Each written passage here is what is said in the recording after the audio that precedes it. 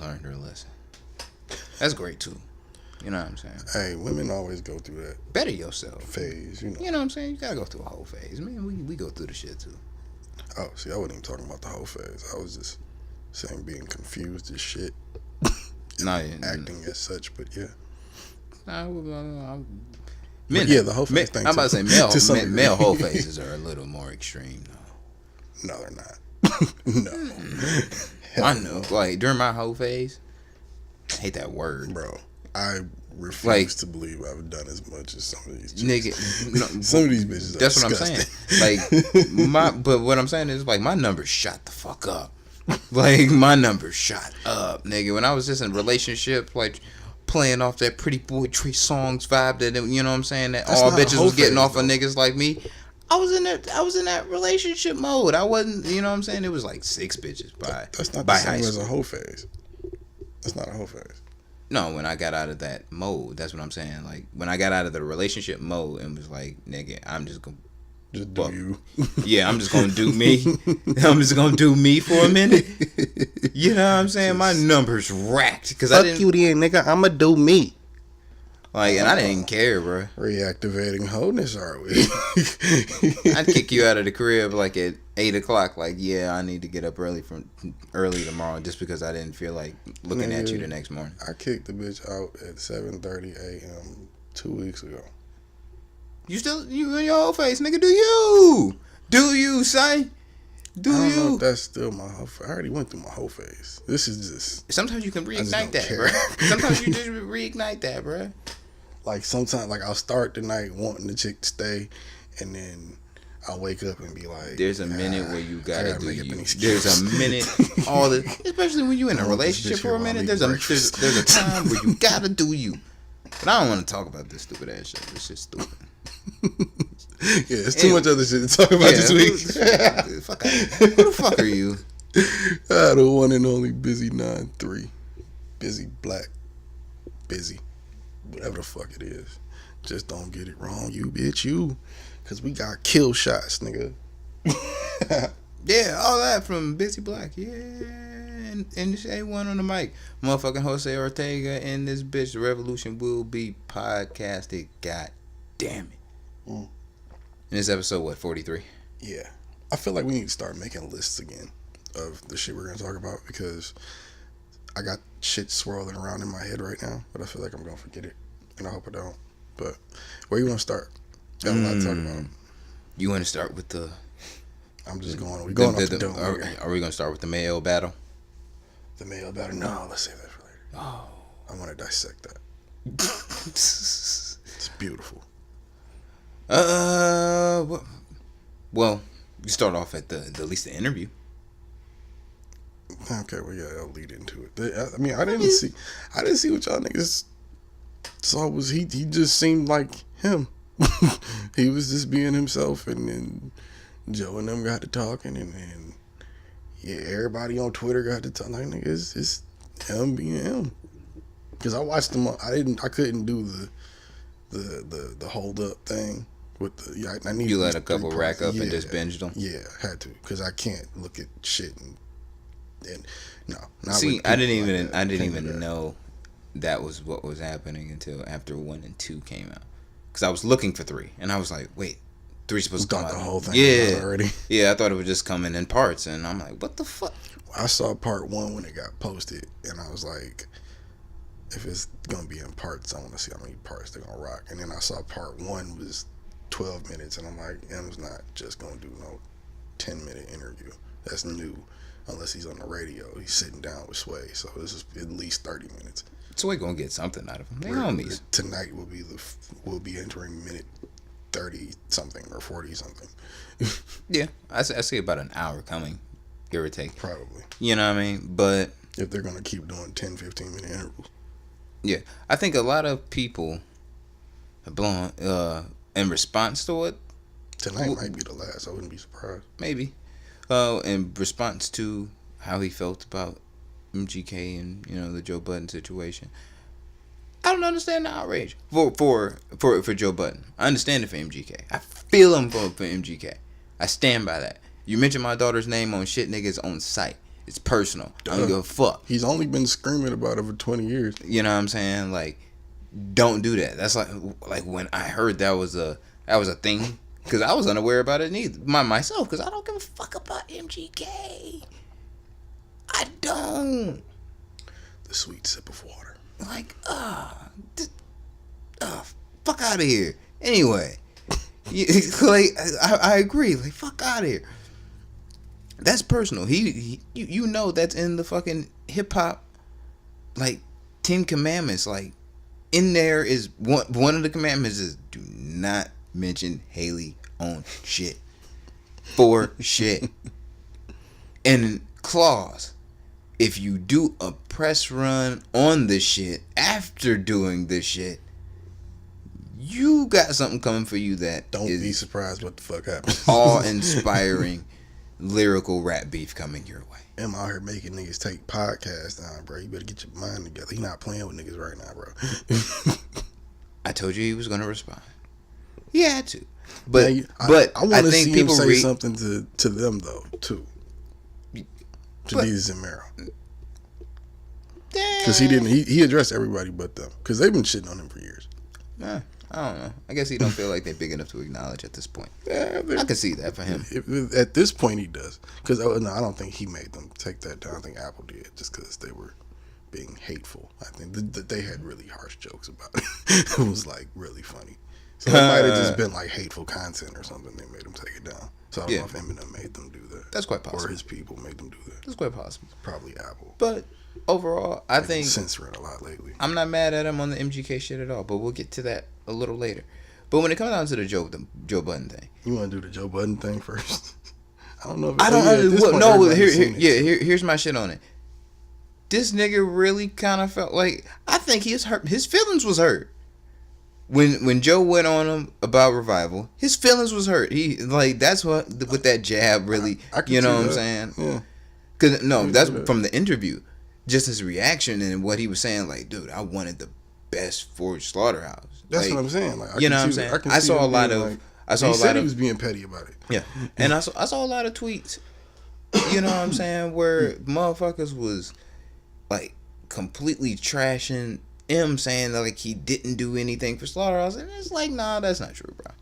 Come on, man. Like he tried to big him up on a press run. He got him on tour on mad songs with him as features. It balls in your court if you pick it up and rock with it or not. They really didn't. They chose not to. You know what I'm saying? Joe chose not to. Whatever happened after the group after that, that's between the four of them. Yeah. But overall, it's like it wasn't like he signed them. He wanted them to succeed. It's like you don't sign somebody to, you know, give them money, you know what I'm saying, to do a tour, to do an album, to pay them with the intent of getting nothing back. You know what I'm saying? For them to do poorly. He felt bad at the fact that the album didn't do well. I streamed it. It wasn't a lot of it wasn't a lot of it wasn't a lot of replay value after a certain time period. Slaughterhouse album? Yeah. I still go back to it. It's very 2010ish, 2011, 12ish. That's what I'm saying. It was in its time. You know what I'm saying? For that 6-month period from the time it came out to the following year, it was dope. Yeah. But it wasn't. It didn't last long. You know what I'm saying? And he felt bad. Yeah. And I think when that Joe going ham about Revival and worst song you like, yeah, nigga, you know that nigga. You might not be super cool with him, but you just called this shit, the motherfucker that signed you, this worst shit you've ever heard in your life. Now, is Walking on Water the worst song Eminem has ever done in his life? Absolutely. But it's not. It is. It's not. It is. It's not. We're not going there, but till you can prove this to me, I can't let you just rock and say that. We'll have that conversation off air because somebody might get stabbed over that.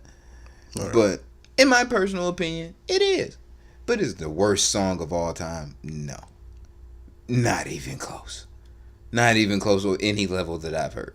You know what I'm saying? So the disrespect behind that, especially from one artist to another who are sensitive about their shit, like Joe and M have both been public stating That hurt his feelings, bro. Okay, so both their feelings got hurt. Yeah, that's why I just don't think it's. I don't think it's personal yet. I don't think it's or at all for him. I think his feelings was hurt and was like, all right, I'm gonna throw a jab. Like he said, he was like, that was a jab. I think Joe is sensitive. I think M is sensitive. That's it.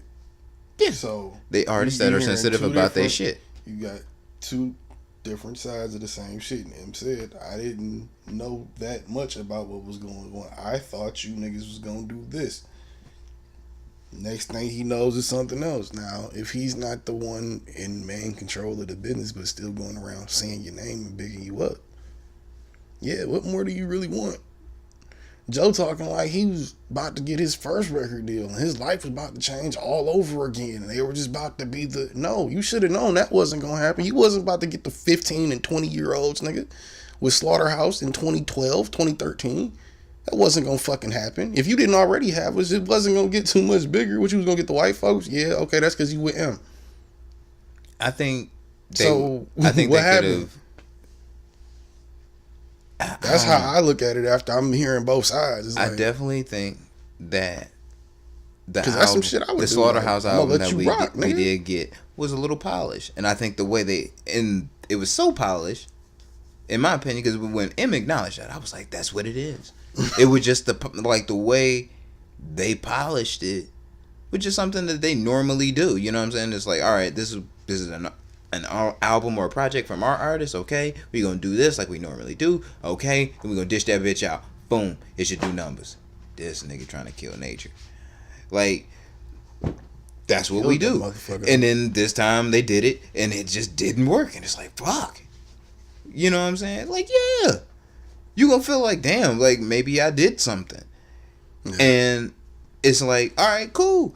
The ball's in your court, fam. The ball's in your court at a certain point. And it's like, if you give that room, yeah. You know what I'm saying? But you only gonna be worth so much in the game as far as hip hop.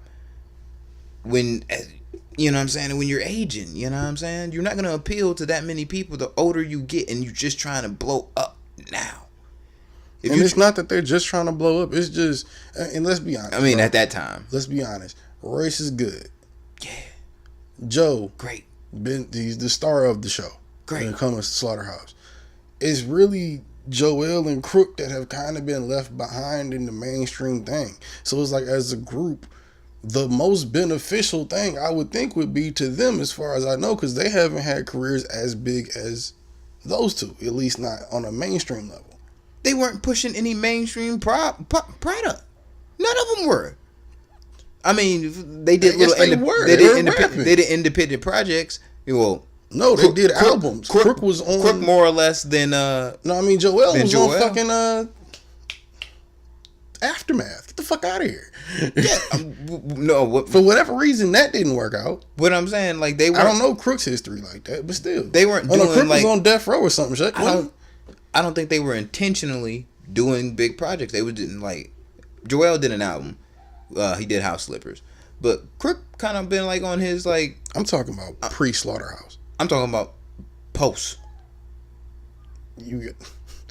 I mean not post, but like post the album coming out on Shady. So I'm like, saying why it doesn't. I'm saying who it seems that the group benefits the most, and then that transitions into. My point is that's Joel and Crook. Transition that until post Slaughterhouse, I guess. Yeah, they're doing their own independent albums because now it's just what everybody does. Everybody does that shit. But back then they couldn't do that shit. All of these dudes are 15, 20 plus years in the game that we talking about. Yeah. So, different world. Yeah. Joel and Crook only gonna get so many fans at 35, dude. Yeah.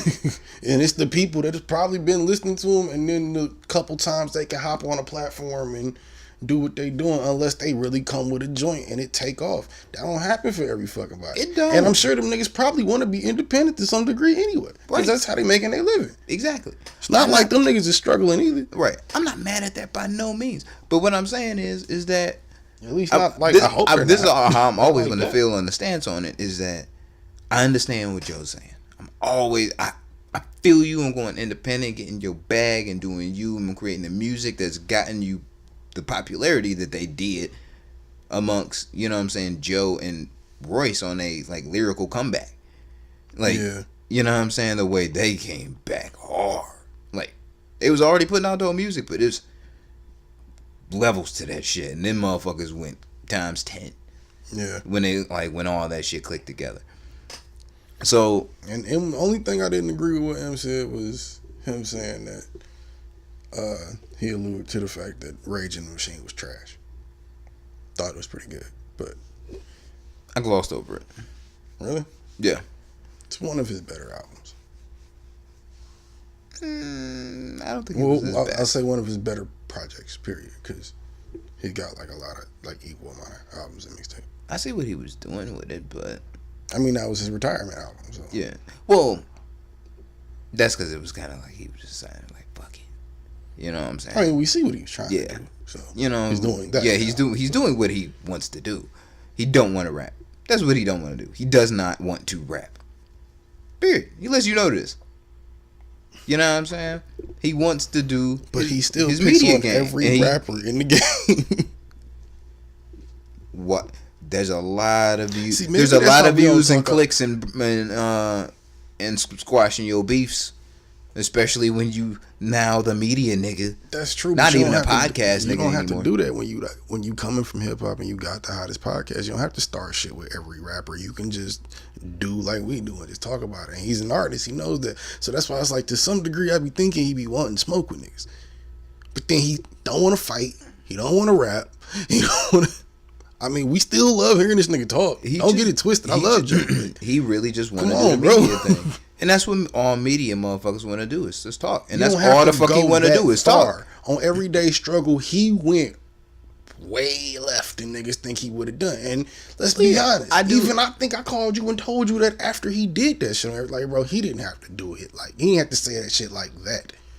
Because when you do absolutely business right. with a nigga, I don't think you, unless it's some violation of shit that happened, or I feel, which he probably did feel offended, but I'm not doing that to And somebody that helped me out. Right, and what did I say? I'm gonna put it like, yo, I didn't feel it. My I'm response, like, well, this shit trash, dog.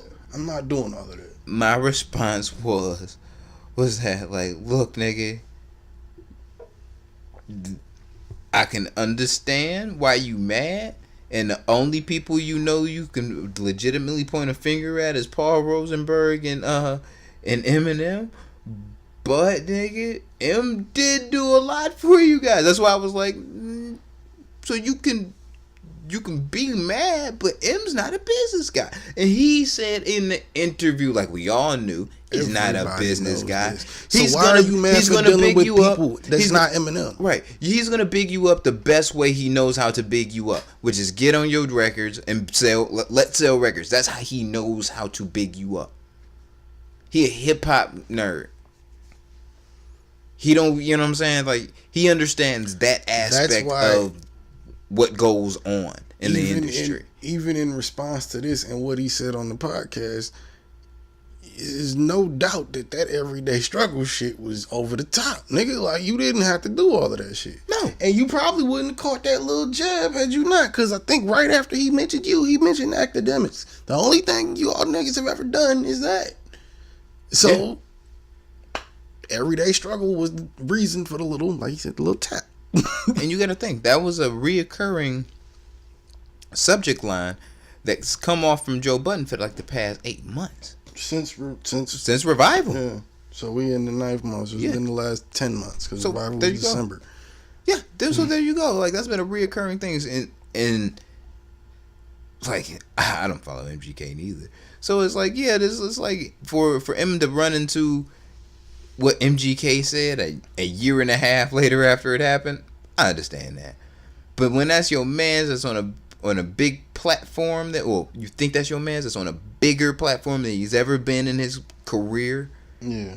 saying that like that you trash and that's a soundbite everywhere and everybody in the media game, no matter where you turn to, whether it's Breakfast Club, JOB, serious. It doesn't even fucking matter. That's a discussion point. He hearing that. And off rip, I'm sure the day before that album came out, he was thinking to himself, he wasn't thinking to himself like, who is not my close man's, but somebody that I signed, that I hope one day will do an album, that I want the best for, really, is going to fucking trash my album publicly on his platform.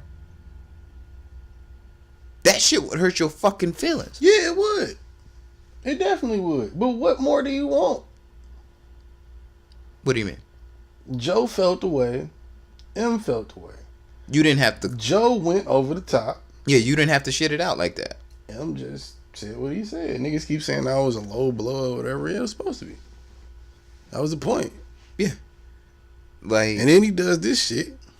Because, I mean, that's, well, yeah. Like, the shit with Joe's, I don't know none of the business or nothing, but I think them niggas is blowing that shit out of proportion. And when I say them niggas, I mean the Joe Budden podcast. Well, he's bringing Rory and Maul into it now. And it's like if he keeps going at this, then there's going to be something with him. Because as we see, M will respond now. So then it's going to be something with that. And then he's going to bring them into it. And then it's going to be another thing. Pause. Let me break this down. Like, you know what I'm saying? Real quick. Because I do have a problem with that. I really do. First off, Maul's Maul. Maul's a New York East Coast nigga.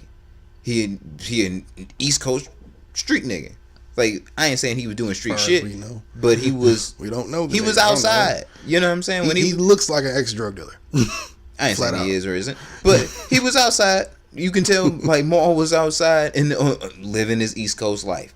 You know what I'm saying? Coming up and shit in Harlem or wherever the fuck he's from. But, and you know what I'm saying? Jay is his man's.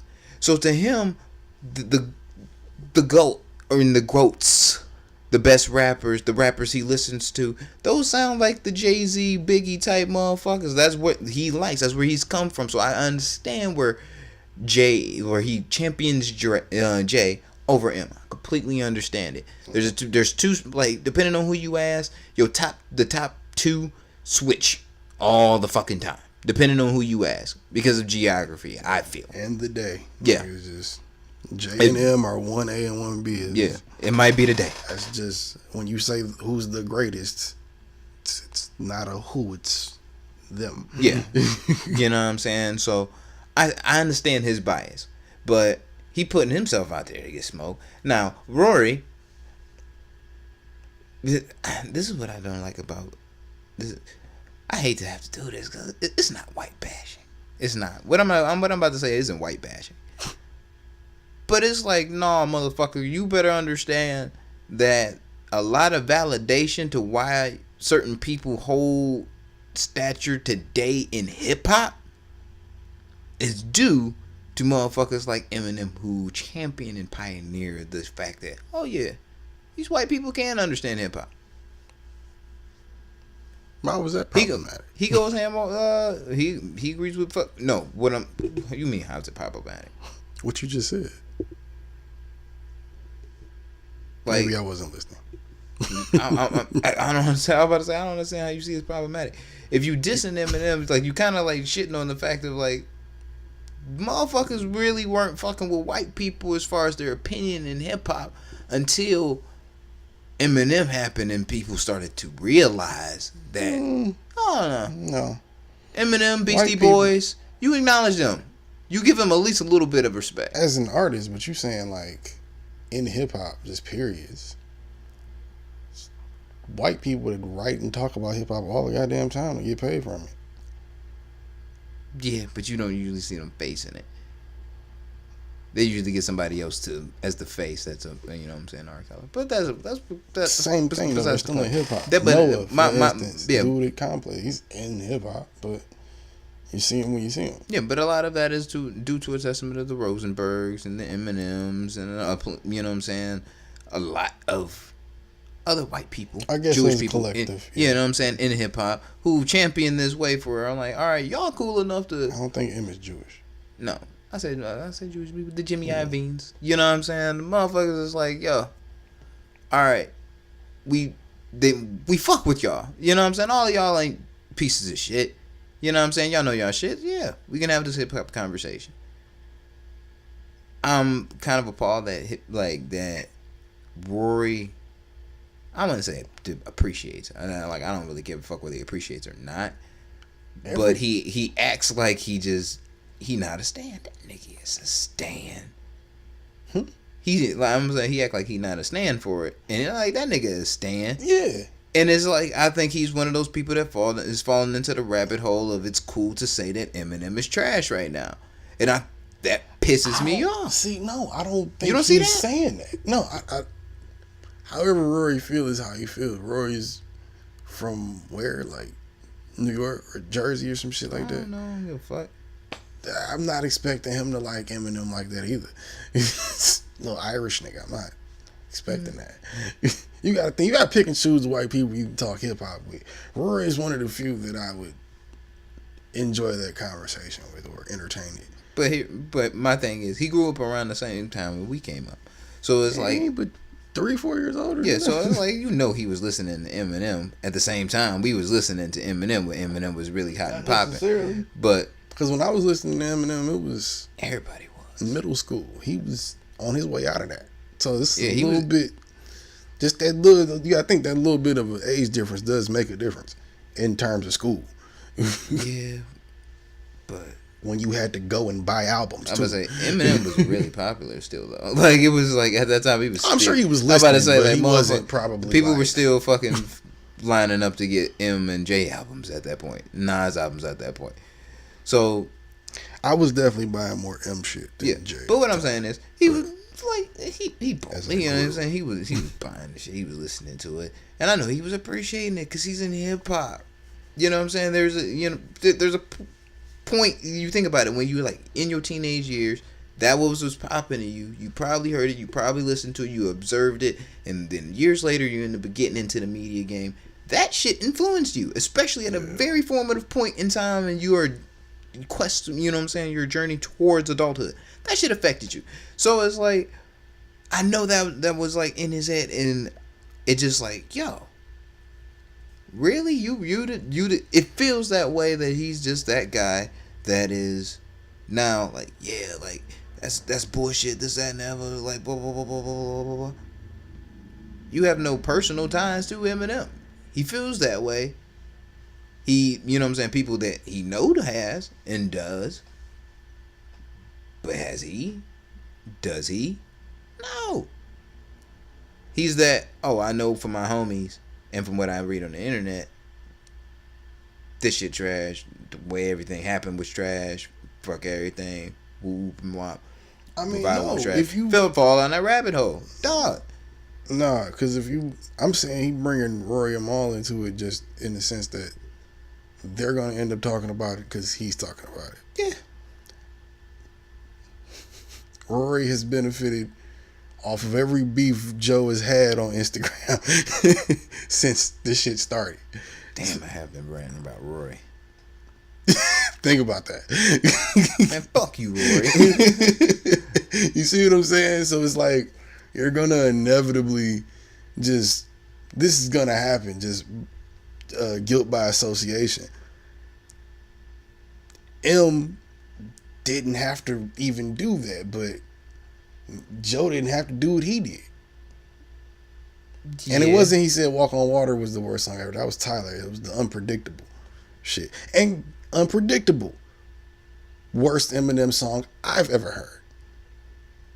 That's the one that sounds like WWE intro music, where he's rapping about black guy. That's the only Eminem song I could. That's your worst. Never listen to again. That's your worst. It's up there. In my head, this is definitely up there. I don't think there is another bad song to me. Well, there's a couple on Relapse. I'm about to say Ass Like That was pretty up there for me. I like Ass Like That. I hate that fucking song. No way you shake it. I never seen it. That was Eminem's version of mumble rap to me. Like, that was his shit was trash. No, yeah, because he was on pills at the time. Exactly. So I'm like, he was on all the shit the kids on now. That shit was trash to me. But yeah, I just think it was overboard. I think the reaction on both sides is overboard because of, you know what I'm saying, motherfuckers being sensitive. All the way. Because even at the end of the day, even if fucking Rory and Maul really don't honestly feel the way that they do, it's so much trash and bullshit circling around Joe and M to where you gonna defend your nigga. You know what I'm saying? You're gonna defend your man. It's like you're gonna defend your man. It's like if somebody was coming at me on some rap shit and we sitting there doing a podcast, naturally you're gonna give your real opinion on them just off of that. Because the way I'm probably gonna be talking. So that energy will be in the room. It's gonna get said. Same shit's gonna happen over there. Yeah. If this continues. Yeah. Because like I said, I've seen Rory benefit on Instagram off every beef Joe has had. Rory. Maul not so much because Maul just be on Twitter. I don't see him posting a lot of pictures, but I see Rory every other weekend. Let Joe tell him Maul be on live like a motherfucker. I follow Rory and I follow Joe. I follow all three of them, but I don't follow Maul. I think I follow my algorithm might be fucked up, but I follow so many people that I never really see the people that I want to see. Instagram really needs to fix that shit. I'm glad my shit's like that on Twitter because I see. That's why I be on Twitter more. I see Kanye tweets when I go too far into the rapper like wormhole on Twitter. You know what I'm saying? But if I'm just scrolling down my timeline, I won't see it. I never see a Yeezy tweet unless somebody retweets it or something. I see like a lot of shit just on retweets because like I stopped following people. Like you were stupid motherfucker. Stop believing in Kanye. I started following Trump when he first got in office because I told you to stop doing that shit. I did. I unfollowed him and I stopped tweeting him because I just said out of sight, out of mind. Right? Still watch the news, so I always know the tweets, but I don't go to his page unless I actually go type in Donald Trump. Right? I still see his tweets on my timeline though because niggas retweet it because they commenting on the shit. So I still see him on my timeline, even though I'm not following him anymore. Because I didn't know he was gonna be able to keep up the same energy this long. Like, I can't be paranoid like that every day, dude. Oh, like the first 2 weeks, I thought like he was gonna do some wild shit, but shit has just slowly gotten more and more wild, and I can't keep up with it. That shit he tweeted last night. You saw that shit with the Stephen Colbert. Agent Orange sent pinnacle crazy right there. Agent Orange really sent the Secret Service to Eminem's studio to talk to him whether he was really out here about to kill him. Bro. Facts. Fuck that. This nigga just said 3,000 people that died didn't die. If y'all don't understand the levels of crazy that a man with that much power, like what that means, we're fucked. This thing is over with. Hey, all we need is a good attack to blow this shit out the water, and it's over with. I've been trying not to talk about and this. And God forbid that happens. I've been trying not to talk about this thing. You always need to bring up. It ran into it. Anyway, I understand. You were back to hip hop. You were the angry black man. Like I understand. Back to hip hop. Fuck the system and oppression and racism. Preach, nigga. Teach these white devils. Back to hip hop. Yep. So it's petty. Yeah, it's petty. Joe and I don't know if they need to just talk about that shit or just leave it alone. Cause Joe ain't gonna get his ass up and rap. He just gonna keep talking. M got another choice he gotta make. Well, I think. And I don't know. I don't know if he respond to that one either. Cause it's like if Joe just gonna sit here and talk, why am I gonna make another song? At least I know MGK gonna make another song. Yeah, I'm not really paying. I'm not in any fucking like want to hear Joe rap at this point because I know he's not in the space or really in the want to do it. I just want to know what he gonna rap about. He not gonna rap. He can rap about a lot. I mean, he's not going to. He could. I'm not saying he couldn't. That's Joe. I'm not saying at all that he couldn't. He's just not going to. He don't want to. My nigga, that's what everybody don't realize. That nigga don't want to rap, yo. I think he's low. That's why I say I think he's low key just baiting people. You gotta think. How many people has Joe Budden beef with? Everybody. Goats. Yeah. And this is the second or third goat that's like, why? And it's just cuz, nigga. It's like, yeah, he an angry nigga, dog. Bro. He an angry nigga. I did post a tweet that I would love to see them two battle. Because no, I definitely don't want to see that. Wait, rap battle? With Joe Budden and Eminem? No, I was like in like a beef. I would love to see that. But but if fucking Joe gonna be a bitch about it. But here's the thing. It's like I love to see it, All but I it's need to like do I is don't give you need that it. tap and keep going. I don't need it, bruh. Like if you don't want to rap, cool, that's fine. I'm not gonna be like, nigga, you should be rapping, bro. nigga. Fuck out of here. You do some shit like Kendrick does to fucking to Big Sean. Yeah, you should rap. You do some shit to what Eminem did to MGK. Yeah, you should rap, and then vice versa. Like you should in those cases. Okay, but perfect example. You see what Big Sean doing? Not a goddamn thing. And that's why the fuck you can't put him as a top tier MC that's young right now. Because he's not responding to the fact that somebody calling him a whole type of bitch for a whole album.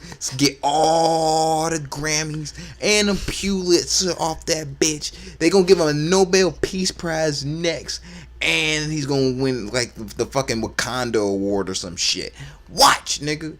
I feel like if Big Sean ever heard a series of our shows and how many ways you find to bring him up and call him a bitch for not responding, I feel like he would I don't rap want about him to be a us bitch just because of that.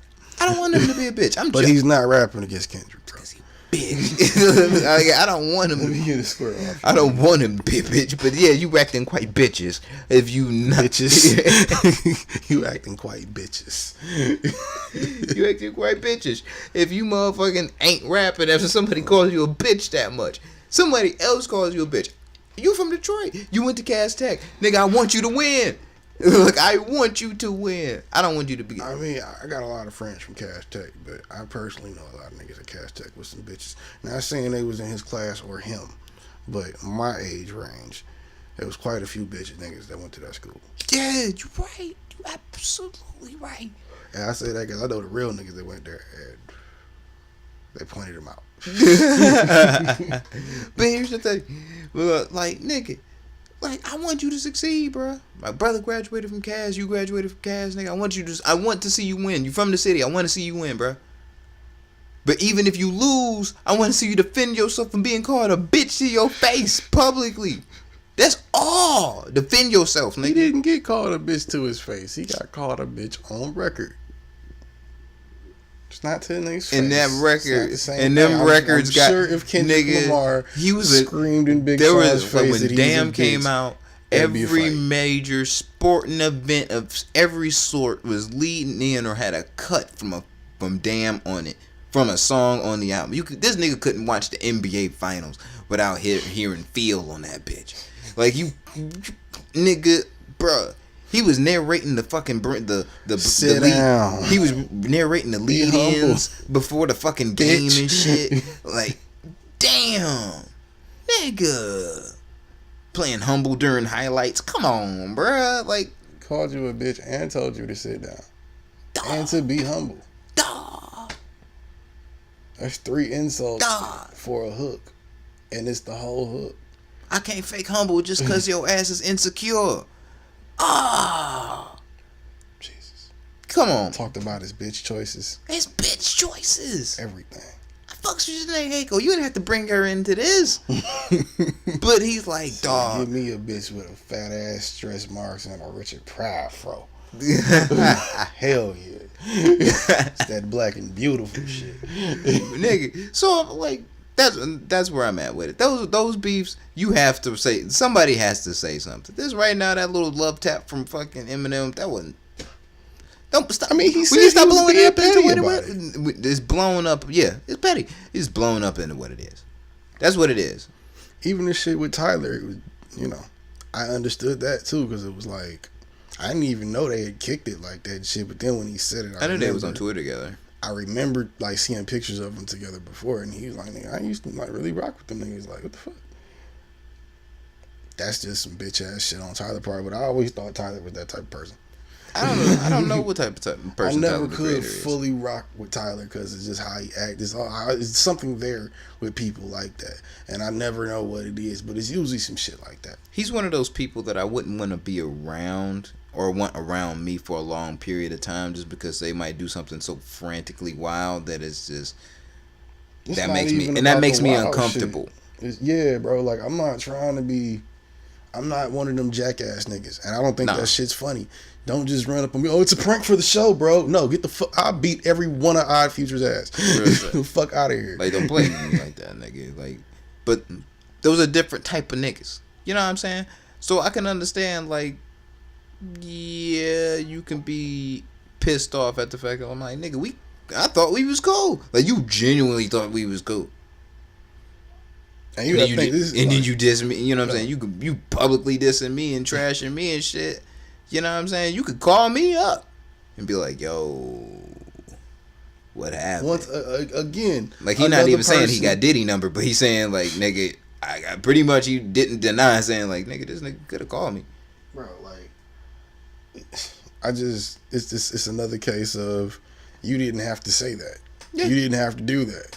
Yeah. So that's why I get why M is saying, like, oh, so y'all niggas think just because I'm 45 and rich and quiet all the goddamn time, it's just open season, huh? Yeah. No. But, no. You know what I'm saying? Like, I don't think it's nothing more than that neither, because it's like, Tyler, the Creator, has always been saying some wild shit. You know what I'm saying? Like, forever. Like, one of the wildest shits I've ever heard this nigga say, one of them, because I'm not a fan, but he was like, he like, Bruno Mars is still sucking dicks and fucking yeah.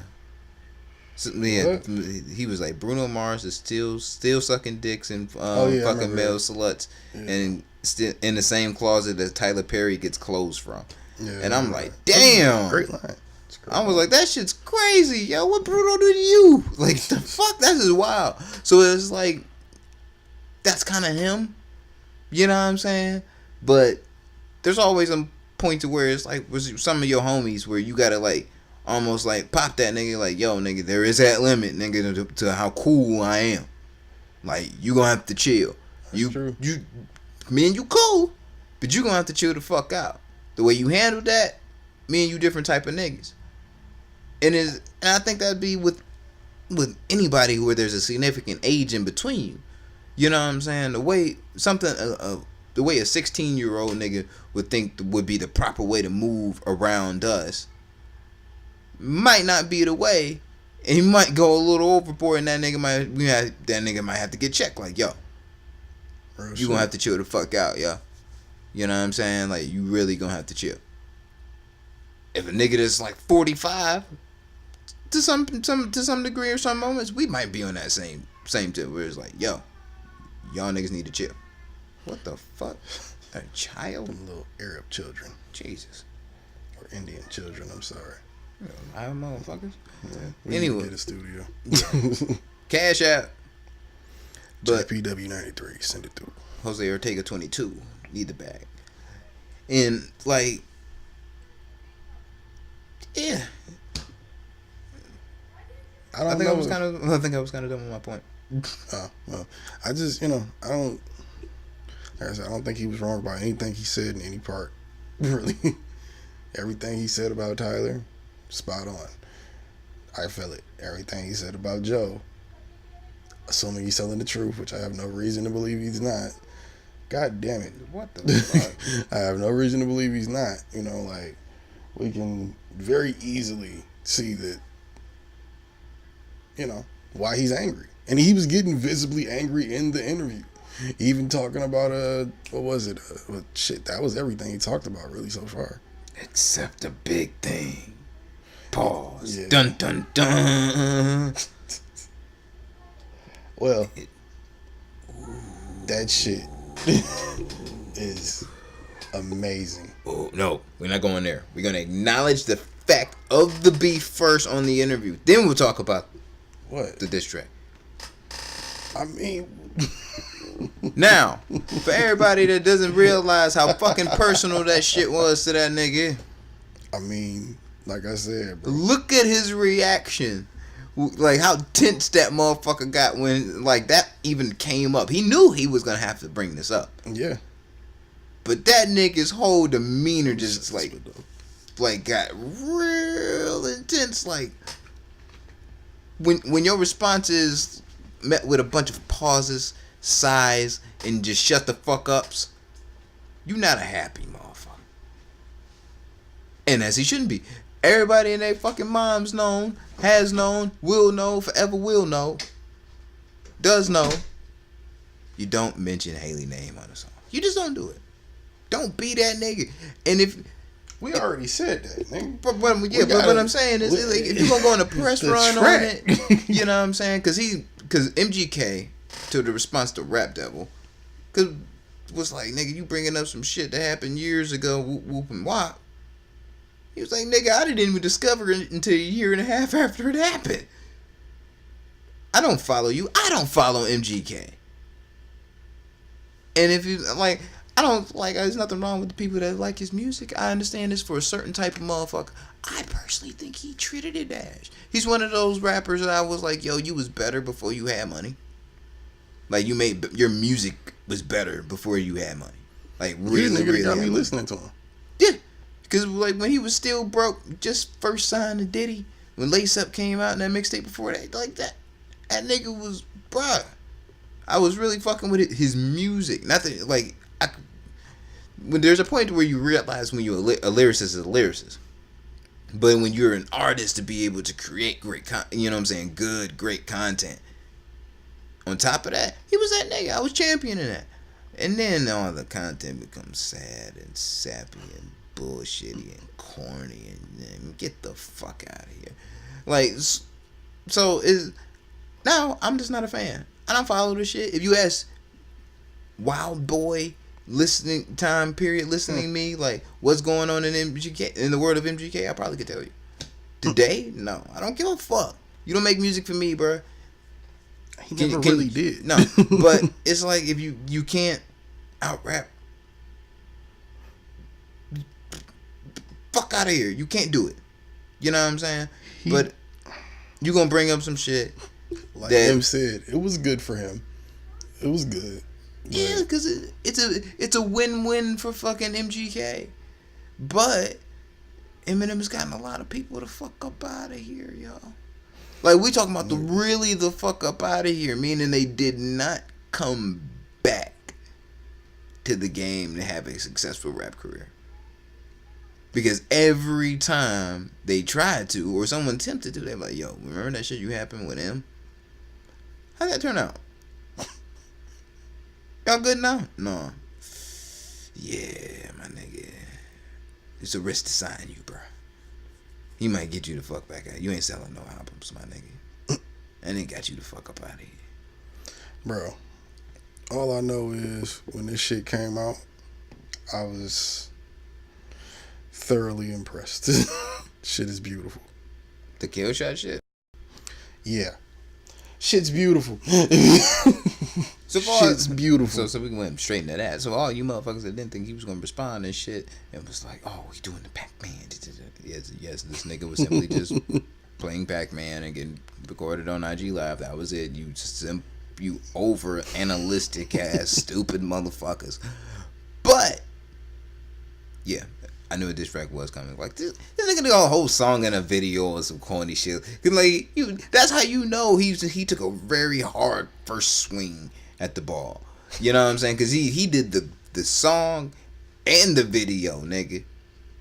And the whole video, nigga. I mean, he had to do his best shot. You had to take your best shot, nigga, cause you gonna get the fuck. I mean, if you're reaching up to fucking punch, you know what I'm saying? You're jumping up to punch. You might as well punch hard.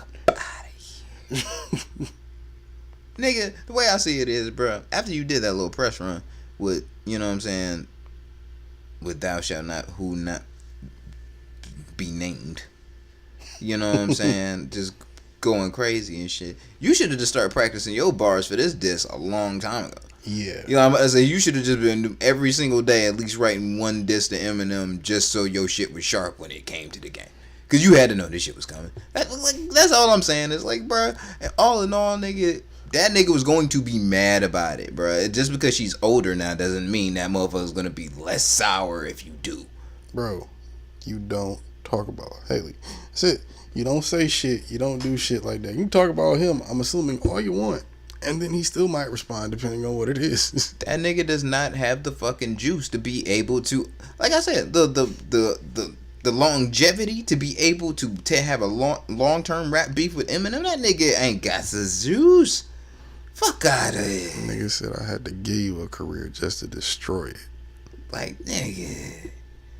And I thought about that too. Cause like after he dissed him, after Kamikaze came out and he dissed him, and then Rap Devil came out, I was like, fuck, so many people are gonna listen to this shit and watch his stupid fucking video because this nigga gave him the goddamn clout. I apologize for what I said last week, y'all. Like, I really didn't know anymore. I was like, oh, okay. Maybe he was just doing the Pac-Man thing to show he ain't doing shit. Like, he ain't responding to you niggas. Fuck that. Eminem ain't don't leave no open-ended disses, nigga. He baited all y'all niggas in the Kamikaze. And if y'all want the smoke, he's dishing out the smoke, nigga. Hey, I'm all the way with it. Like I said, I want to see it. I said it on here. I want to see what a 45, 44-year-old M look like keeping this energy or giving this energy in 2018. Because he definitely going to keep it. You got it with Kill Shot, nigga. When he dropped that bitch at like noon or like 3 o'clock or some shit? What came around was it? No, it was 15 minutes after I showed it to you was when it came out. Well, it came out 15 minutes. It had been out 15 minutes. I don't know what time it is now, but yeah, it recently just came. That was like maybe 3 or 4 o'clock. Right. So 3 or 4 o'clock, so 15 minutes after. Nigga, on a Friday, cook this nigga. Straight fried rice. No music video, just all audio bars. True. MGK, no timeline on it, but he does have to respond. And I only say no timeline. Well, matter of fact, that's a new question. Take that's as a new much question. time as you need. That's a question now. What? Since Eminem took a week to read, well, was it a week? Yeah, Rap Devil came out last week, right? Yeah. So he gave him about a week to respond off that. Does MGK get a whole week? Well, I've always been saying everybody should get a week at least, just because you got to factor in niggas' schedules. Seriously. What? You think beef is worth scheduling? No, we don't schedule beef, nigga. We straight go to the studio and we kill niggas. If I'm in the middle of getting a bag, I'll handle you later. Blow dick, nigga. You can find a studio anywhere, nigga. Yeah, if I'm in the mode to be, if I might be doing a movie or something. If I'm doing a movie and after I just dropped my album and now you out here talking shit about what I said on my album, I heard you, nigga, but I'm gonna finish this first. I don't give a fuck if you want it in 3 days or a week, nigga. Ain't about that rap beef life, nigga. Ain't about that rap now, I don't beef think life. you should let years go by or months go by or something you lost like after that. point. It's a fucking forfeit. No, it's not. It's a forfeit if the next thing you put out and you don't address it, even if it is late. No, it's only a forfeit if you just don't address it. Like Big Sean, for instance. in his instance, it actually pays for him to not to say anything right now, because if he does just sporadically just start going in on this nigga, it's like, oh shit, it's something. You know what I'm saying? You get that wow factor out of it as well, so you getting so a lot of motherfuckers gonna overblow this shit, even if it is trash. But think about what his team is probably telling him. You're supposed to let when you get dissed by Eminem in 2018. I'd imagine you would want to let those new streams rock for a minute, because niggas gonna be checking for you and him again, just like they was last week. I'm sure they both saw spikes because of this situation. Yeah, absolutely. It's been, his music is probably up a big percentage from where it was last week. Right now, only white rappers I want to see on Billboard this week is Mac Miller and Eminem. Fuck out of here. Yeah. Even though Russ, he had a good album, I wouldn't listen to that Zoo shit. I don't know who he is. You should check it out. Nah, I did. But yeah, once again, rest in peace, Mac Miller. Yeah, Mac dying is still a little fresh to me. Yeah, that shit still fucking me up. You know what I'm saying? Retire his jersey in the rafters. I just saw the picture earlier. They said Karen Civil found him. She was just coming, like they had pictures of her crying outside his house and shit, and cops trying to console her. She was all fucked up. I guess she was the one. They put out, TMZ put out the phone call today. I guess when she called the 911, that shit was depressing too, because she was crying, talking about please hurry, come on, and then the phone was breaking up and then lost connection. But they said he had come to find out he had been dead for hours by the time she had got to him. So wasn't no saving him at that point anyway. Rest in peace, man. Yeah. You're a pressing ass nigga. You listen to MGK. I like a few songs. Man, fuck out of here. Bum ass nigga. Coming from the nigga that put me up on him. Shut up. I'm getting me from 4 years. I'm main getting nigga talking about fucking dog. Black Flag is so fucking dog. You gotta check. Same shit with Logic. That's two for you. You've been wrong about. I've been. And I noticed this shit with MGK a long time ago too. That's why I stopped listening to his shit. Nah, fuck that shit. Logic was good until he went mainstream. I'm sticking to my guns. You just said the same thing about MGK. He was good until he got money. I still don't think he's mainstream. I just said until he got money. Nigga, he did the soundtrack for a movie. He's mainstream. What are you talking about? Oh, well, it never hits my radar because I guess I just be not paying attention to it because that nigga shit trash, nigga. Anyway. Yes, So we are shitting on MGK. I'm shitting on MGK. Fuck out of I here. mean, if I gotta pick you over the GOAT, nigga. Sorry, buddy. Like, nigga, you ain't got the longevity to stand out here in the game with the GOAT. Take that fire. You gonna get these bars, nigga. I wish I could rap against Eminem. No, you don't, nigga. I do. No, you don't. I do. But I would never do some shit like that, so I welcome the opportunity. Eminem is mailing out body bags before he put you in them shits. FedEx Express. Now, you know what would be a great beef to see that probably will never happen? Em and Kendrick. That's the one you want to see. Somebody gotta die after that one. Nah. It was just too much lyrical heat. It was too much lyrical heat. It would get too personal. You know what I'm saying? You gotta call refs out for that shit. You know what I mean? How do you really beef with? See, that's the one thing I don't understand. It's like, how do you really beef with somebody that you grew up on? Like, they're the reason you're doing this. Like, you can't. You know, deep down, you don't think you're better than them. Like, no, that's what I'm saying. What are you doing? Like, I agree. Like, it's never going to happen. Like, it's no point. Like, your own pride won't. Your own shit won't. You know, because it's part of you. You're not going. Kendrick is too self-aware, even when he's in a fucked up mode, to be like, yeah, I'm gonna go do that. Like, that nigga's like, no. I don't even know why he felt the need to call Big Sean a bitch this many times, but I don't whatever know. he did, Whatever reasons these niggas cross paths, and you know what I mean, like, shit ain't really great. Kendrick is saying, I love everybody but your bitch ass. Yeah, like, whatever it is between them, that's personal. That has to be personal. Like, really personal towards it ain't Kendrick. about no bitch. No. So what the fuck is it about? It's about something. Because when you that mad, when you Kendrick Lamar mad at Big Sean, and you get caught that many types of bitches, like, that's a lot of different types of bitches. And then, like, every time this nigga comes around, Big Sean, you know what I mean, he's promoting some type of, you know what I'm saying, 2088 project, or he's promoting, you know what I'm saying, like, an album with him and Metro Boomin, really quiet this year. The I Decided joint. Ain't acknowledged nothing. He just been doing and just making music. Now, that's not a little jabs. He threw jabs on the Metro Boomin joint.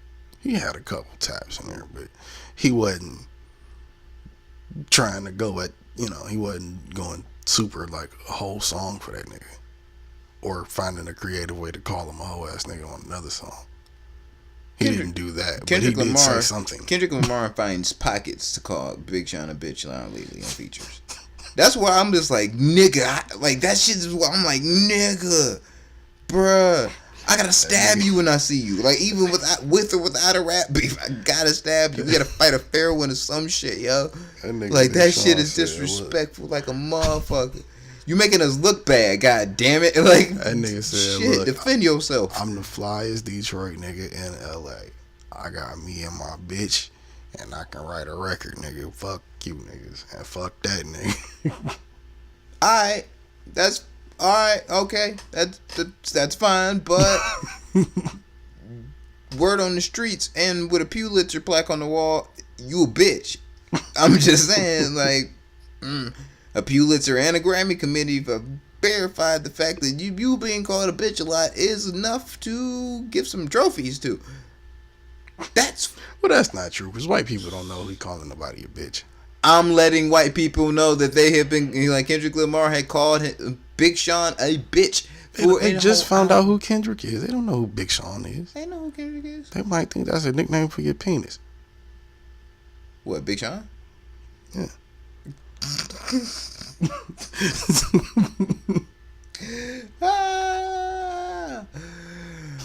Whatever, nigga. Fuck out of here. You stop getting called a little bitch and actually fucking respond to some shit. MGK going up against, you know what I'm saying, in a fight with that he not gonna fucking win. He not gonna be able to win this bitch. He gonna die horribly. It's gonna be all types of lyrical blood all over the fucking place, and there ain't gonna be shit he can be able to do about it. And I'm jumping on board with, I'm sure, the Twitter trend that's already rolling right now, even though I haven't seen it, that says Killshot is the best diss record ever. This nigga boosting cause he high and shit. I'm not saying all that, but it's definitely dope, and it's gonna get MGK the fuck up out of here. And even if it doesn't, the next one probably will. See, that's the thing. If M's really trying to end his career, he's got to know that he can't possibly. How would M really end his career right now? Lyrically speaking, He gonna get him the fuck up out of here. that's what I'm saying. MGK's fans not gonna stop listening to MGK. MGK's gonna stop. MGK's doing gonna be shows. Ja Rule in 10 years. Ja Rule ain't doing that many shows these days, but Exactly. he's still doing shows. He paying the rent. Yeah. And he went to jail too, so Ja Rule was kind of a.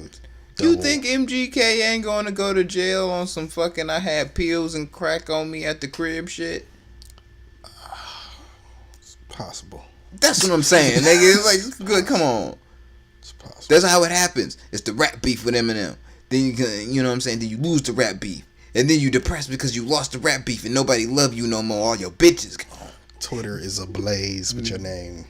Then the It's pay, not in a good way. you can't make a record no more. And then right after that, you got to turn to the drugs and start flipping them shits to be able to get out the game and still pay your rent on your fucking crib and shit. It paid the stupid ass lease on a Lambo that for some reason you decided not to buy outright. So that nigga just gonna go Big Baby Davis on his own. Completely. Just Completely. rapper turned drug dealer instead of drug dealer turned rapper. Then right after that, you meet some. You gotta be the lamest nigga in the world to be a rapper turned drug dealer.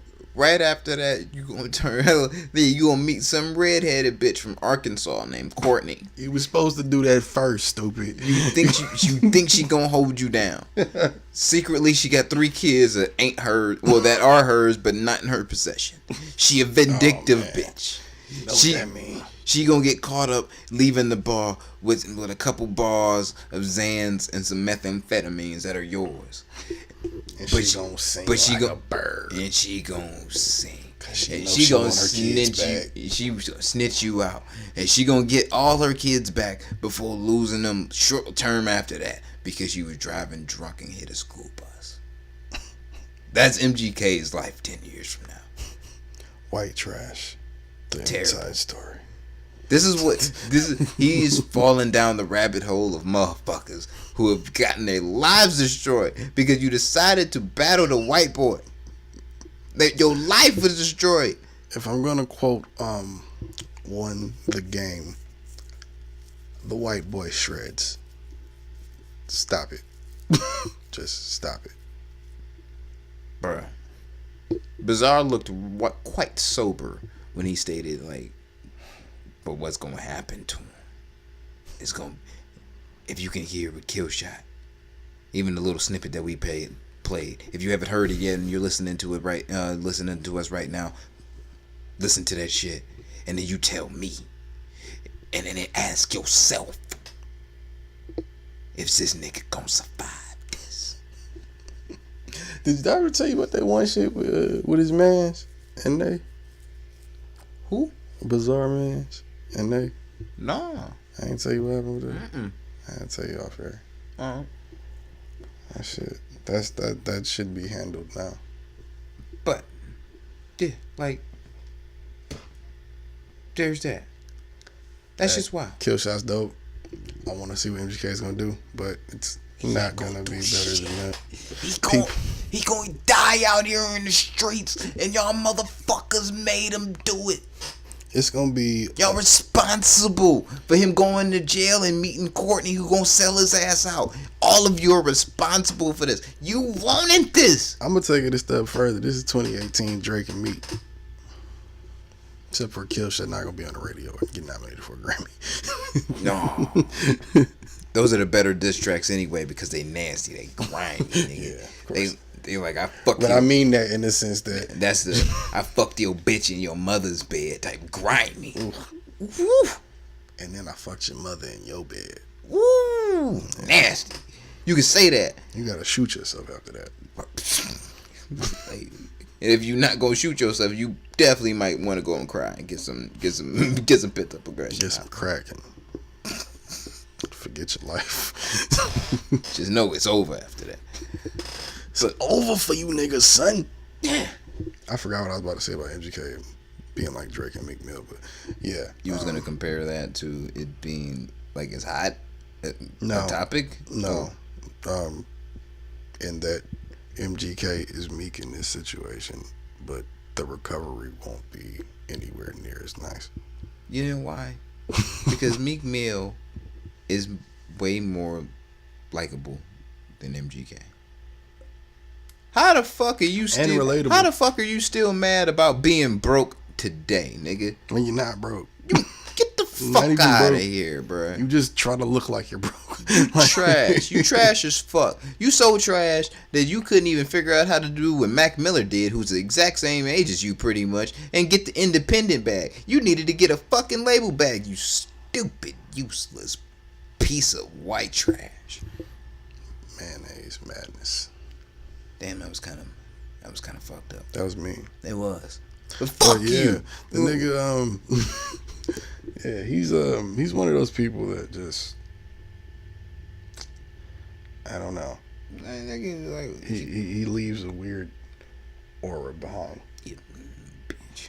I mean, let's be honest. I'm Most men with man buns, we don't get sad. along with. I'm always sad. Get your the fuck Unless outta his here. contract is terrible, which wouldn't be surprised necessarily, but he should probably try to renegotiate it. First off, he signed with Diddy. He not a smart nigga as far as signings go. That's not true. Diddy's only hit as far as artists in the last since Biggie Little Kim era. Whatever the fuck his son just put out. I don't even know nothing about that, but See, French, his son rapping.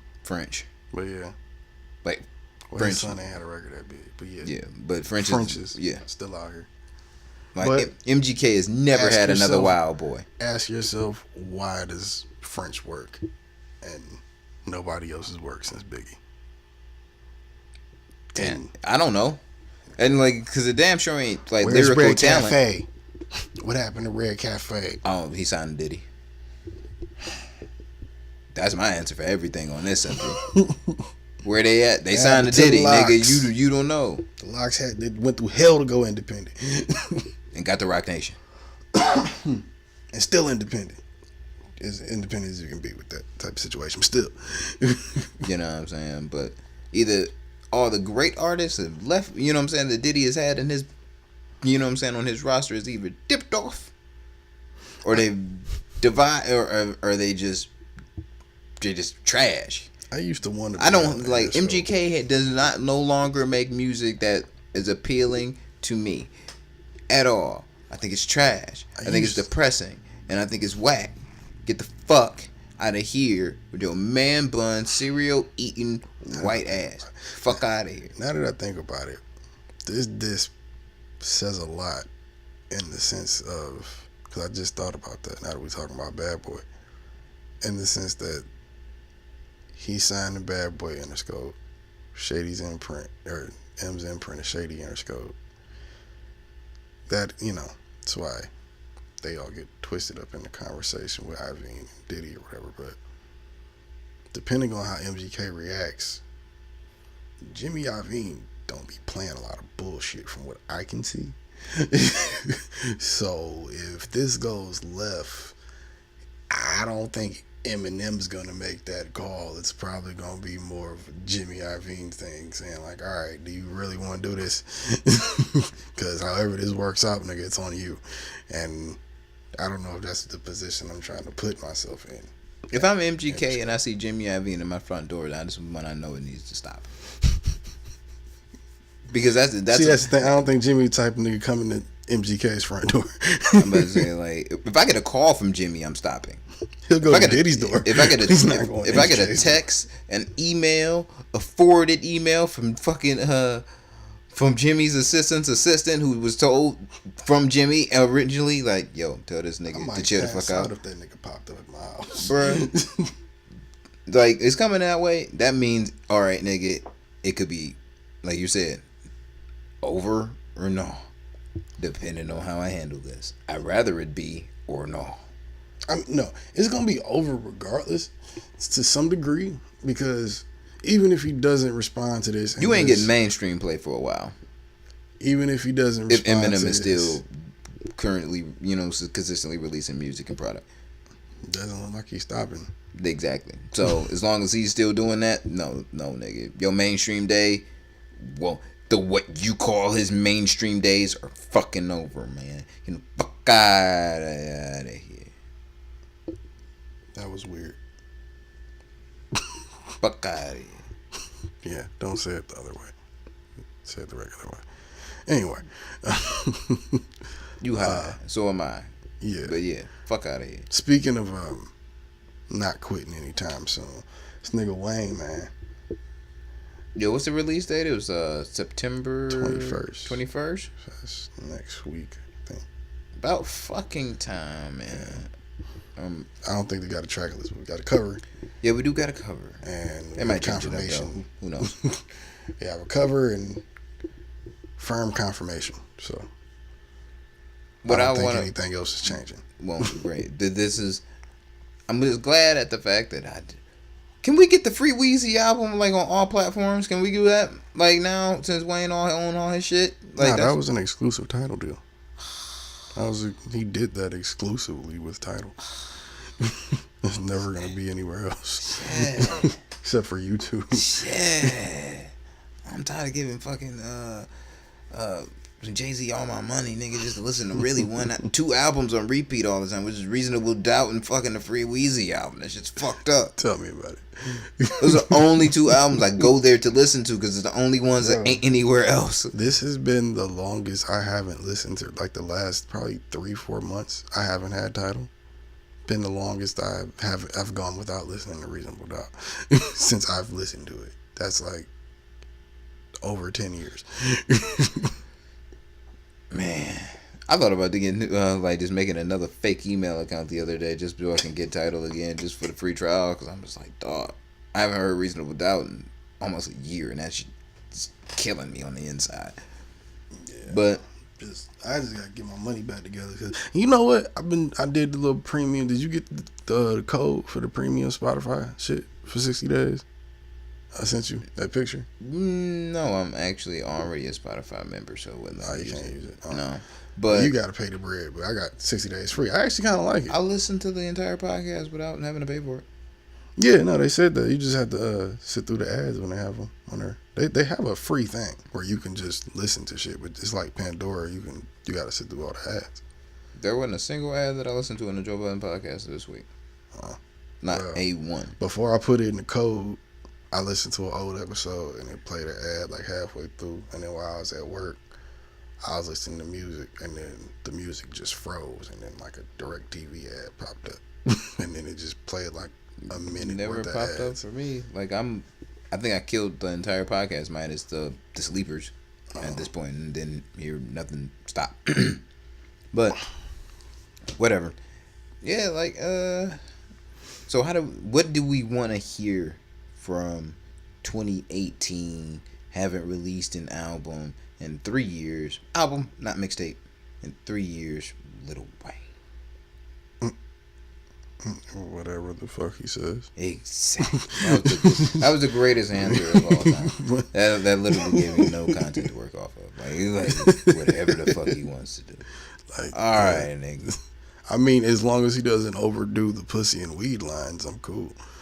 Because I just think he overkills that shit. But Well, to me, I've always I'm compared cool with Wayne, whatever. I've always compared Wayne's mixtapes and his albums differently, because it's like I expect Wayne to do what he always do on a mixtape, but you just fucking rap and go in, nigga. Like, if the shit sound dope, nigga, I ain't mad at it. You know what I'm saying? Wayne is one of those people like him to me where it's like, I expect a certain level of something and I just want it to be that.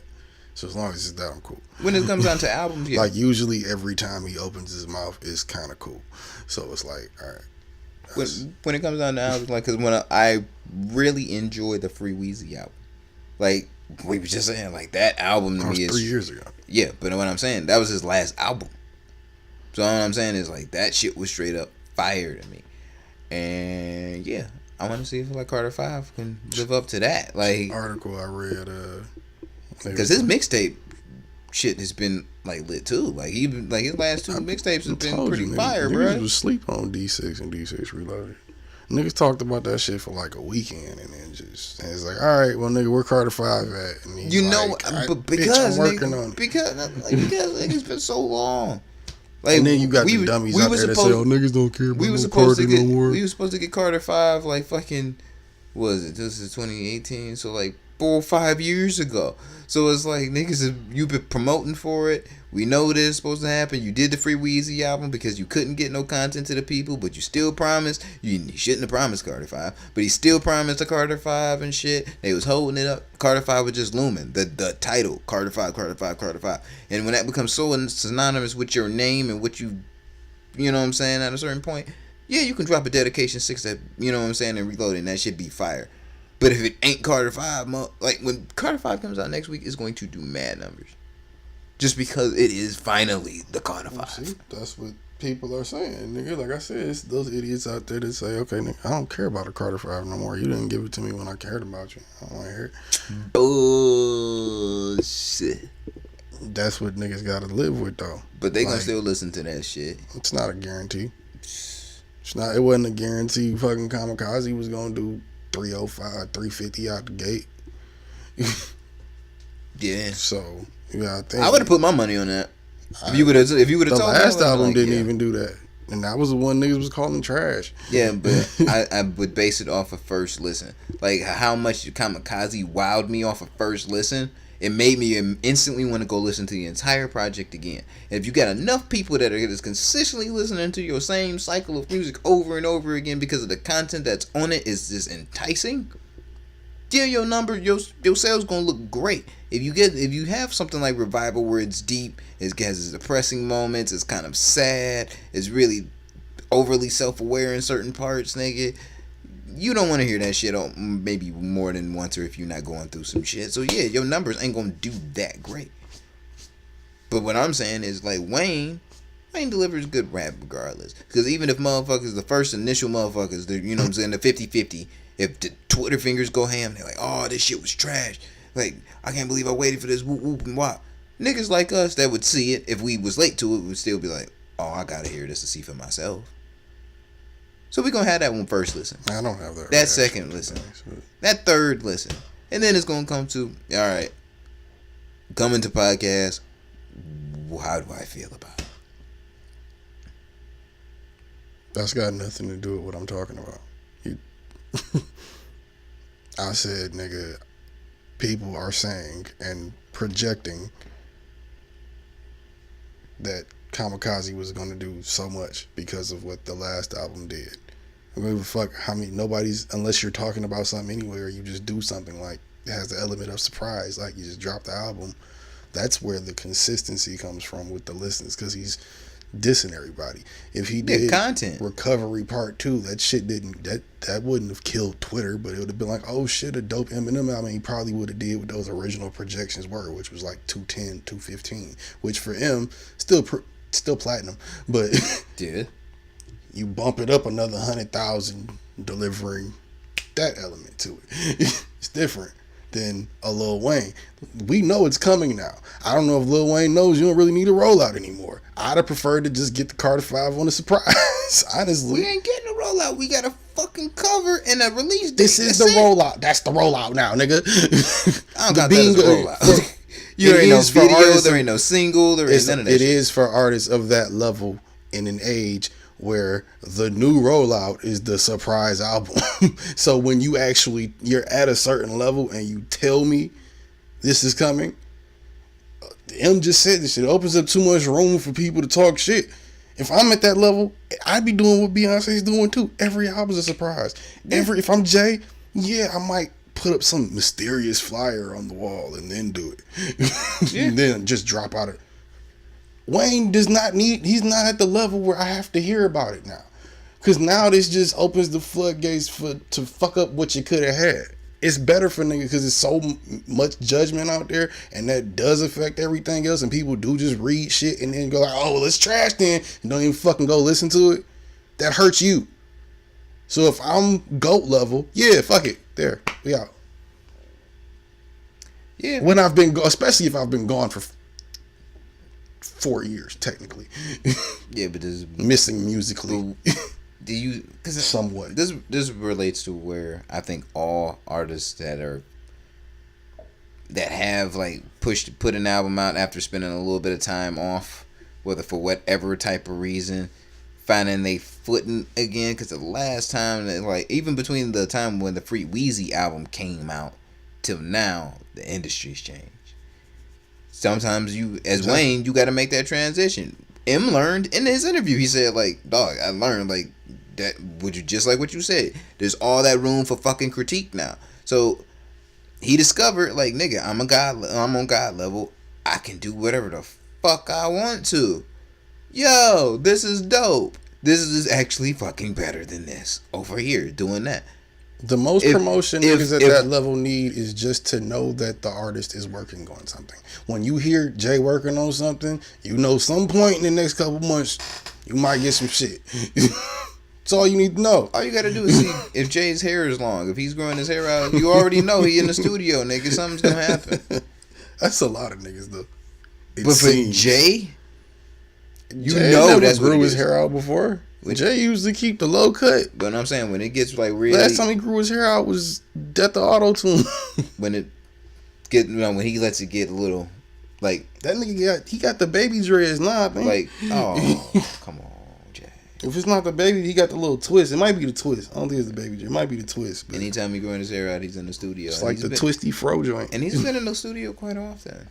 He's been releasing some content back-to-back years, you know what I'm saying? A joint project, a solo project, nigga. That nigga still out here, bro. They is out here. Yeah. Man. You gotta love that shit. Yeah. But that's what I'm saying. Like, niggas, like, I don't know why he wouldn't have seen that or why he would do that like that. But even if I'm Mac, I'm telling that nigga, like, yeah, maybe not tell anybody. Let's just spring it on him. Maybe he doesn't think he's at that. I don't know. Maybe he doesn't think he's at that level or something. But if he doesn't know, he is, and you get a way bigger response and reception if you're just going about your day and then you just go on social media. Oh shit! If I'm way Wayne, different. If I'm Wayne and I'm aware that, you know what I'm saying, of what I can do as Wayne, all I would say is I would tweet Carter 5 coming soon, for real. Leave a fucking cover, not say anything, and just when it does drop, just tweet again. It's here, and it just be there. Let it be out. Like, let it flood that way instead of, because it's just in 2 weeks, you know, and yeah, in 2 weeks, give or take time, to when we do hear the album, there's going to be a lot of speculation of why it's going to be trash. And I think that plays into why they didn't drop the track list. Because that's what always what happens. Revival. Yep. The reason you could tear that album up before it comes out so much is just looking at the names of the songs and shit. Seeing who's on the album and shit. Yeah. All you need is the picture and the name. This is what it's gonna be. Give you the rest later. Yeah, just drop an album. I hope Wayne is smart enough to know to not give us no fucking 7-song album on some 9 shit. Ain't nobody gonna be doing that shit. Dog, I don't know. Wayne the type of nigga. He just dropped fucking, 50 songs? That's what I'm saying. Or no, like really like 30, but Like still. Carter 5 need to be 132 songs, and I listen to all them shits. Unlike Chris Brown, who released 1,000 songs from 2 projects, like I can't do that, bro. Nah. I think the longest project I'd ever want to do is just give me 20 at the most. Speaking of that, like Those of y'all that's listening, you'll never get more than 20 songs on one project out of me. Unless it's like a double disc compilation of years of music. I always champion Dave East for it. Like his Well, not project, double like, disc, like but you his know, projects being full bodied is being rewashed. better because I don't know. It's just like when he has the ability to just make a project, like just go to about what the classic amount with 18, 19 songs. Right. Them shit sounds great. Like when he did the first like short joint when it was like 13 of them shits or something like that, the first Paranoia joint, I was like, whoa. See, that's different though. It's great when people don't know you and they have that luxury to dissect the shit and all of that. The higher and higher you go, the less and less you need to get these niggas. And I don't mean don't be personable. People should still be accessible and shit. But when it comes to the critique of the music, solely just the music, not the brand of the person, just the music, you ain't got to give them all of that. Because we already expect a certain level. And you know if that shit dope or you think you do. So if you felt good about it, just drop it. Well, here's my thing though. But if you know you can still do it, why not still do it? Like Free Weezy album from start It's a waste of money. From start to finish is a dope album. Give your fans what they want, which has been But that clearly was a the Carter surprise. 5. But that was a surprise though. Just like anything else that we thought that would be the Carter 5, and then no, I just wanted to drop an album for you niggas. Yeah, he looks out for the fans, nigga. He was just trying to get the money that Birdman owed him and shit. He was trying because they fucked around and turned around and sued Tidal for that shit. So they didn't get no money off of that. I found out nobody made any money off that album. Neither Wayne nor Birdman, Jay, nobody. Cash Money countersued for, I think, well, not countersued, but they sued them. Motherfucking when Wayne went and sued Cash Money for $51 million. A year later he tried to he did the deal with Tidal to drop the one exclusive album. Yeah. And then Cash Money came back with a $50 million lawsuit for Tidal. So whatever streaming revenue was off of that, because that was a breach of Wayne's contract, even though he was suing them, they kind of had to give all the money to just, I guess, I don't know, I assume Cash Money. But then that money still just adds to the books. And Wayne's other lawsuit already got them auditing the books. So all of that shit will probably get distributed back to Wayne somehow. But I mean, it's gotta be being held should. or something it's right old now. Him, dog. Like Yeah. that's the. I mean, the whole I'm sure that was part of everything else. They got that shit set up. the nastiness. I'm sure that was part of everything else. Had to be. Like, I as a fan of Lil Wayne am happy that his album is coming out, but the nastiness around it, that everything to get this one album to come out is still infuriating because it's all over some shit that's yours, nigga. Well, Wayne just said he don't care about it no more. He said him and Birdman back talking every day and shit. Yeah, He just said he just don't trust people like that no more. He's just trying to focus more on himself. that secretly means that he's gonna kill Birdman, but later on in life. But he just letting y'all know publicly that y'all cool. They cool right now because of, like, when he does kill him, he don't want to make it look or seem suspicious. That nigga said I've been rapping like it's 10 years ago. This motherfucker said he went from working 26-hour days to 12 to 14-hour days. Cause that's when he started. When he got to 26, that's when he started having the seizures and shit. Really? Like, just recording, shooting videos, 26 hours, then he go to sleep. And so you gotta think every day he's running into the next day every day. It's like it throws your body cycle off. So that was part of the reason why he's having the seizures. Oh, and lean. Don't forget lean. It probably had something to do with that Don't too. forget lean. But work can do that too. You pumping lean and, like, he smoke hella weed So weed and lean into your body on a consistent basis, which are pretty much two downers depending on what you're smoking. Yeah, that's gonna happen to you. You said that like you really knew that or something like. No, nigga, it just makes sense to some wild shit that your body is But gonna do that's to not- tell you to be like, nah, nigga, chill. That's not true. Everybody doesn't have that type of reaction to codeine and weed together when they consume it on a constant basis. I didn't have no fucking seizures. Did it every day for 2 years. I'm sure you don't, or were not consuming as much weed and pills as Lil Wayne. Now, if something like happens to Future, We're about the same size. I think we probably consume about the same amount of drugs. I think I might actually have 2 inches on the nigga. Y'all And probably pockets ain't the 100 same. pounds. Price doesn't matter. Quality of drugs do in that sense. Yeah, If we're nigga. getting the same type of codeine, which is it's only one type of codeine. Same shit. I mean, give or take a strain of weed. It's the same shit. like, you gotta think like fucking Wiz Khalifa and Snoop just to make the Mac and Devin Go to High School album. Smoke ran through 9 pounds of marijuana. That's And not that the was, same thing. and that's light work. And they could, because they can do it. If you have the option to purchase pounds You're of not marijuana. smoking. Neither one of them niggas drink codeine. So No, what you're I'm not saying. smoking I'm saying that in the much. case of Wayne, if you got that type of money and accessibility, you smoking way more than you, and you on top of that heavy codeine. More than likely heavy codeine, not just sipping around because you gotta make that shit last until your next bottle. You know, the next bottle was on route whenever the fuck you want. Nigga, how did you think I was consistently keeping it? What are you talking about? I had weed and codeine You had 9 consistently. Pounds. You had 9 pounds worth. I had access to it. Not in my possession, but access. The fuck are you talking about? Well, I'm not a doctor or a scientist. I'm just saying it just makes sense for your body to tell you no.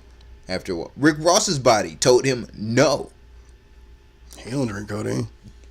Probably not no more. I'm probably sure he did. But his niggas did. But his diet though, you know what I'm saying? Diet and drug consumption, nigga. Your Now, see, body. that's the big part, too. Your That's the diet big and part, drug too. consumption. But if you fucking, you know what I'm saying, like on the road and shit, I'm sure you're not eating well, nigga, because you consistently doing shit. You like pass me a burger or a sandwich or some beef jerky, nigga. Let's keep it pushing. That's no excuse though. It's no excuse. But when Like you if doing, Ross had you died doing from that 26, shit, that yeah. shit would have been fucking ridiculous. Yeah, but you can, you know what I'm saying? There's no excuse, but nigga, when you on that chase for that bag, bruh, when you see a bag coming all the time because you doing nothing but consistently working, like you seeing a consistent turnaround, you getting checked every single day, multiple checks every single day, Mountain Dew, Apple, Universal cutting you a check, Cash Money cutting you a check, whoever the fuck makes your get backwoods it. cutting you a check. Yeah, you feel me? You getting money like that, you like, fuck yeah, let's work all the time. And I'm still Yeah. gonna, and if I'm awake, think about it like this: a normal person who goes to sleep, let's say eat 8 Nigga hours. talking about rappers like he's fucking cartoon superheroes. I'm not. You I don't are. understand. I'm saying you mortal, nigga. Your body will break down. Like shit. A normal person that goes to sleep, you ain't, you know what I'm saying, smoking no weed or no codeine. You ain't drinking. You ain't doing shit for maybe 8 hours. Or a healthy person anyway is getting a healthy amount of sleep, but maybe 8 hours. It's not true, nigga. A healthy amount of sleep for everybody is different. Depends on the person. Doctor's recommendation for 8 hours has been proven to be wrong. If you're the type of person who needs 8 hours to function, do you? And the younger you are, yeah. But when you our age and older like them, if you function off 4 hours, nigga, you only need 4 hours. Maybe even 3 on a good day. Clearly you can't, nigga, because you be seeing with the way these motherfuckers be looking after doing shit like that. Even if they, Still doesn't make it healthy. even if you not having a seizure, nigga, when you see these motherfuckers that's being You super, also shouldn't work being super, all day. super album tour mode, nigga. When you see them niggas at the end of that shit, them niggas be looking like, ugh, Drained, nigga. drained. I done hit fucking 50 cities in 10 countries, nigga, and just put out a fucking album that took a year to make. Yeah, I'm tired. And a press run, nigga. I'm tired. So you talking about doing that, business shit and all that. Yeah, you gonna, I need a week off. yeah, you can end up having seizures. You can have a mental breakdown like Kanye. You know what I'm saying? Like shit could fucking happen. So it's like, yo, you chill. You know what I'm saying? Like you don't need to push that fucking hard, yo. I'm a big fan of work smarter, not harder. Now, if both of those happen to intersect, that's one thing. But even at that point, there's a way to simplify. I'm lazy enough to always look for a way to simplify. Nigga. I'll never be worried. Well, I'm not going to say that because I've done it before and I'll probably do it again. But consistently for years, no. Like 24-hour days, 22-hour days, 20-hour days, consistently for years. I can cut around that, nigga. We got social media now. All I gotta do is throw some money at certain things. I know I've gone too far. Like if I get angry and I'm high, like if I'm high and I'm just like legit mad and I'm tired, I've gone too far. Like I've worked it too fucking hard. And everything. Yeah, when I'm just mad at shit. Go to sleep. You know what I'm saying? It's like, yo, it's time to go. And I'm that type of person. I fidget. Like if I'm like too tired, like I'll just move around for fucking no reason. Damn near. Like I'll move my legs over and shit. Slouch, unslouch, move my hat, nigga. My hands will always be moving. I'm that type of motherfucker. I couldn't do 26 hours days on some shit like that. Nah. Simply because I know I would lose more than I would gain. Cause I'd be mad more than part of the fucking time. I'm good. You know what I'm saying? Your body will also tell you, yeah, chill out. But everybody body different. Like, nigga, I'm one of them people, I can stay up 2 days straight and be functioning. But at the same time, I know that's not the best thing for me to do. Because on the second day, that's 24 hours, I'm going to be a bitch to work with. But if I got to get it done, I got to do it. I mean, motherfuckers got to work, and you got what I'm saying? You got to make that bread. Cash app us. If I scheduled this a month ago, I can't get out of it. Like, cash apples. But, like, yeah, that shit's annoying than a motherfucker. But what I'm saying is, it's like, when they're, that's the best way to, best way to do it is like, like I was saying before, there's so many ways to where your body can tell you like, nah, after a minute. You know what I'm saying? Like you probably can do it now, where you at right now, because you know what I'm saying, 25, 24, your body ain't tapping yet.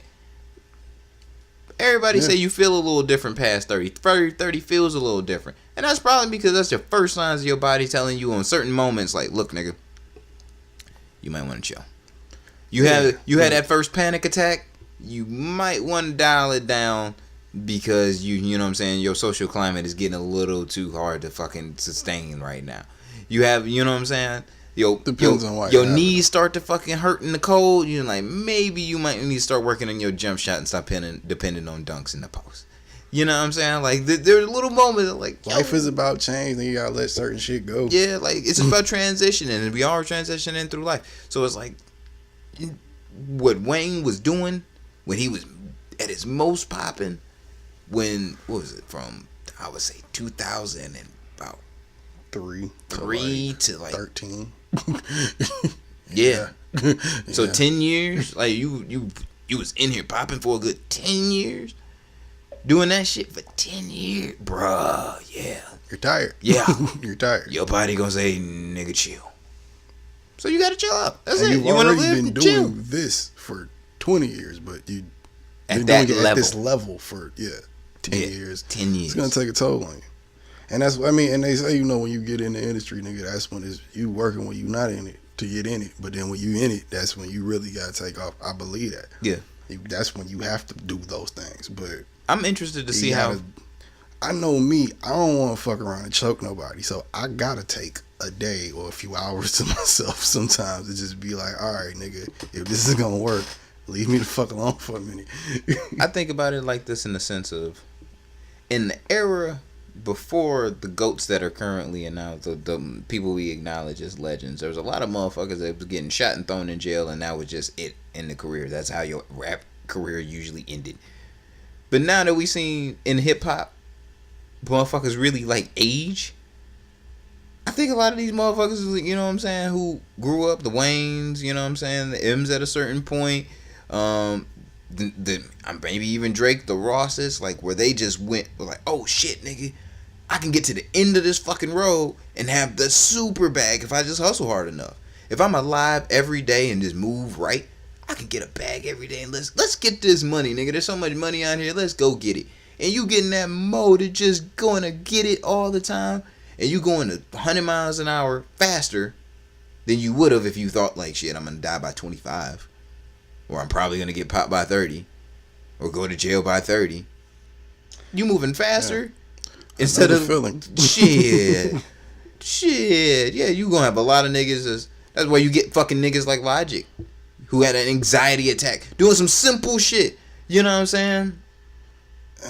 That's a real thing. He had an anxiety attack. But here's my thing. I always thought it was crazy about his story, like how he had his anxiety attack, was because he just had his. That was that fucking in line in front of, you know what I'm saying, waiting in the theater to go see fucking Star Wars and shit. Oh yeah, you did tell me about that. Like, nigga. Well, I mean, you know, some people, some days are worse than others. Nigga, I have days like that, nigga, where you just don't leave the house that day. I know me, I don't leave the house that day because I feel myself timid around people. Like, I just don't, I can't do it that day. I'm like, I'm going home. Fuck it, I can't be, I've gone to the gas station sometimes and it'd be 10 people in line and that shit make me uneasy. I'm like, Yeah. just want to get the fuck out of there and come back home. That's it. Nigga, I don't go into certain places where it's like it's too small and there's a lot of people in that bitch. Yeah, it's like, nah. yeah, it's like, that bro. shit makes me uncomfortable. For real. I don't like people standing behind me, on the side of me. Like, if I don't know you, I don't like people standing behind me and shit, standing beside me, just walking If we up brushing on me, shoulders, shit like nigga, that. we too close, nigga. We ain't got no subways out here in Michigan and shit like they do in New York, nigga. That shit is not cool. You know what I'm saying? Like, don't brush against my shoulders, homie. Like, get the fuck away from me. You can call it PTSD, anxiety, substance, whatever the fuck you want to call it, nigga. At the end of the day, I know myself well enough to where I know when to check myself, or I try to check myself when I get to feeling that way. So I'm probably never going to be the dude having an anxiety attack. But movie theater. But for him, I was thinking about it because he's a Star Wars nerd. Some days are better. He's a Star Wars nerd just as much as I. You know what I'm saying? I am a huge Star Wars nerd. If you motherfuckers didn't know, now you know. God damn it. But some maggots. You a maggoty. You maggoty ass nigga. Anyway. I can understand the excitement. Like, oh shit, Star Wars is coming. Whoop whoop and whop. Nigga, I'm not saying that it did. That was the reason he had a fucking anxiety attack. But on top of everything else that he was like, at that time, he was like really blowing up into the mainstream thing. Just came off a tour, album release, working on a new album, doing this, that, and the other. The excitement enough alone for him to be like, I'm ready to go see my, the movie that I've been anticipating for whatever, how long, was enough to give a motherfucker an anxiety attack. Just a little bit of something that you were just positively excited about just sent this nigga into a completely negative thing. Well, I didn't know you were saying that level of shit. Like, okay, if he's already Logic at this point, or becoming that, and so isn't he like getting mobbed standing in line? And wouldn't that lead to the anxiety attack? Right. Okay. So he didn't mention. Of course he didn't. So if you're Logic, right, and you're at this point in your career, I don't think the what's the name song didn't come out yet. I don't care. You're in the process. You just came off tour. People know you. Yeah. You went to a regular movie theater. Why? I don't know that nigga life like that. I'm just explaining. Tell Logic to suck a fucking dick and die. I have no sympathy for that shit. Now that you just explained it like that, I have zero sympathy for that nigga's panic attack. Fuck that. You stupid ass nigga. That's what you get. You should have had a panic attack like that. Yeah, that's how I feel about it. I'm not going there. And it's coming from a nigga that has them, so fuck you. I'm about to say, I'm not going there on mental health. You know what I'm saying? Fuck that nigga. I'm not one of those people who do have, you know what I'm saying, anxiety or panic attacks. Fuck that nigga. I know how to properly tap out. But if y'all niggas do, go ahead. Diss that nigga all the fuck you want to. I'm not the champion in his corniness right now. And anybody that got something to say about it, hit me on Twitter, nigga, at busy93. I'll be waiting. Can he rap? Yes. Is he corny? Absolutely. Yeah. Rap is relative. Don't take that. I'll rap that nigga. So I don't want to hear it. You rap now? Oh, a little bit. This nigga say he a rapper. We'll see, nigga. Artist. I don't know if I never liked that term rapper. Whatever, nigga, you rap. Alright, what else is left that happened currently? There's something I'm missing. In today's lovely segment of Pimp the Hate. Oh, yeah, I Once was again. Safari out here getting a bag. Once again, He gonna get one anyway. Safari is looking for the bag. Pimp that hate, Safari. Be the man, Oh dog. my god. This nigga fractured Be his you. neck doing the Bruckdom. Or whatever the fuck they called that shit. The Badrum. The Brock Rock? I don't know. Whatever the fuck it was. We not Jamaican. I don't even know no Jamaican people like that. You know, Safari just gets better and better. The more we hate on him, he just gets better and better. Bruh. He gonna get the And I'm all the way okay with it. He gonna get the motherfucking fashion designer fucking neck brace bag, and This it's nigga gonna be up there with Virgil in a minute, nigga. Bruh. Heading some shit. like the new design, till white new folks- designer neck brace, Wait till white folks get a off hold white of by Safari. Virgil. Wait till white folks get a hold of Safari. It's over with. It's over with. Oh, you think he corny now? Wait till you see that nigga in a Kit Kat commercial, oiled up with a fucking fur vest on. They put Chance the Rapper in a whole fucking rabbit suit, nigga. I like that one. I really like that one. I'm like, God, you put the fucking black Super Mario brother inside of a rabbit suit for Halloween. That's some funny ass shit. I'm not mad. That nigga Chance be doing. Him and Vince Staples. They be doing some good ones. I don't like Lil Yachty, but I like Vince Staples commercials and Chances. I don't like Lil Yachty though. So, Hey, random child, want a Sprite?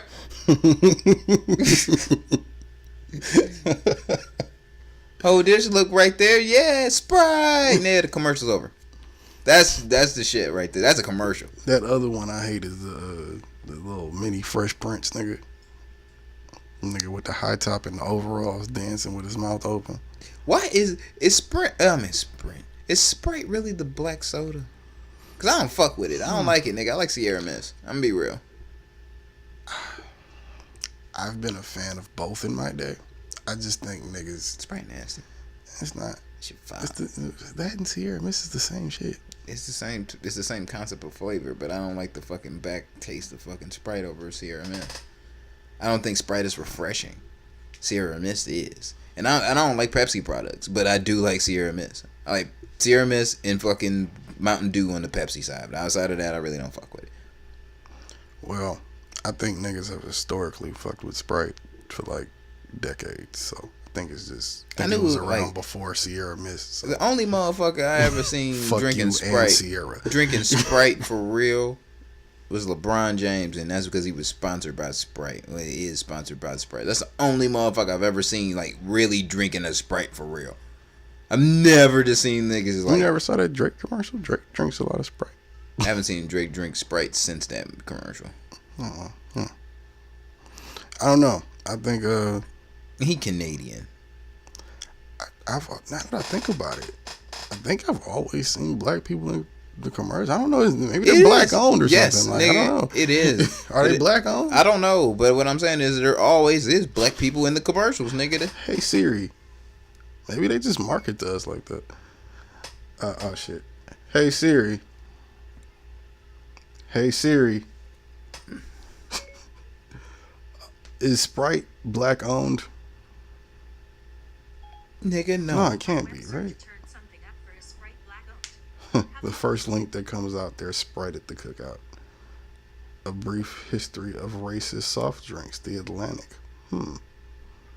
Well, let's click that. That seems interesting and relevant to what we're talking about. Well, But now that I think about it, no, they can't because they're owned by Coca-Cola, and I think Coca-Cola is owned by a white person, so no.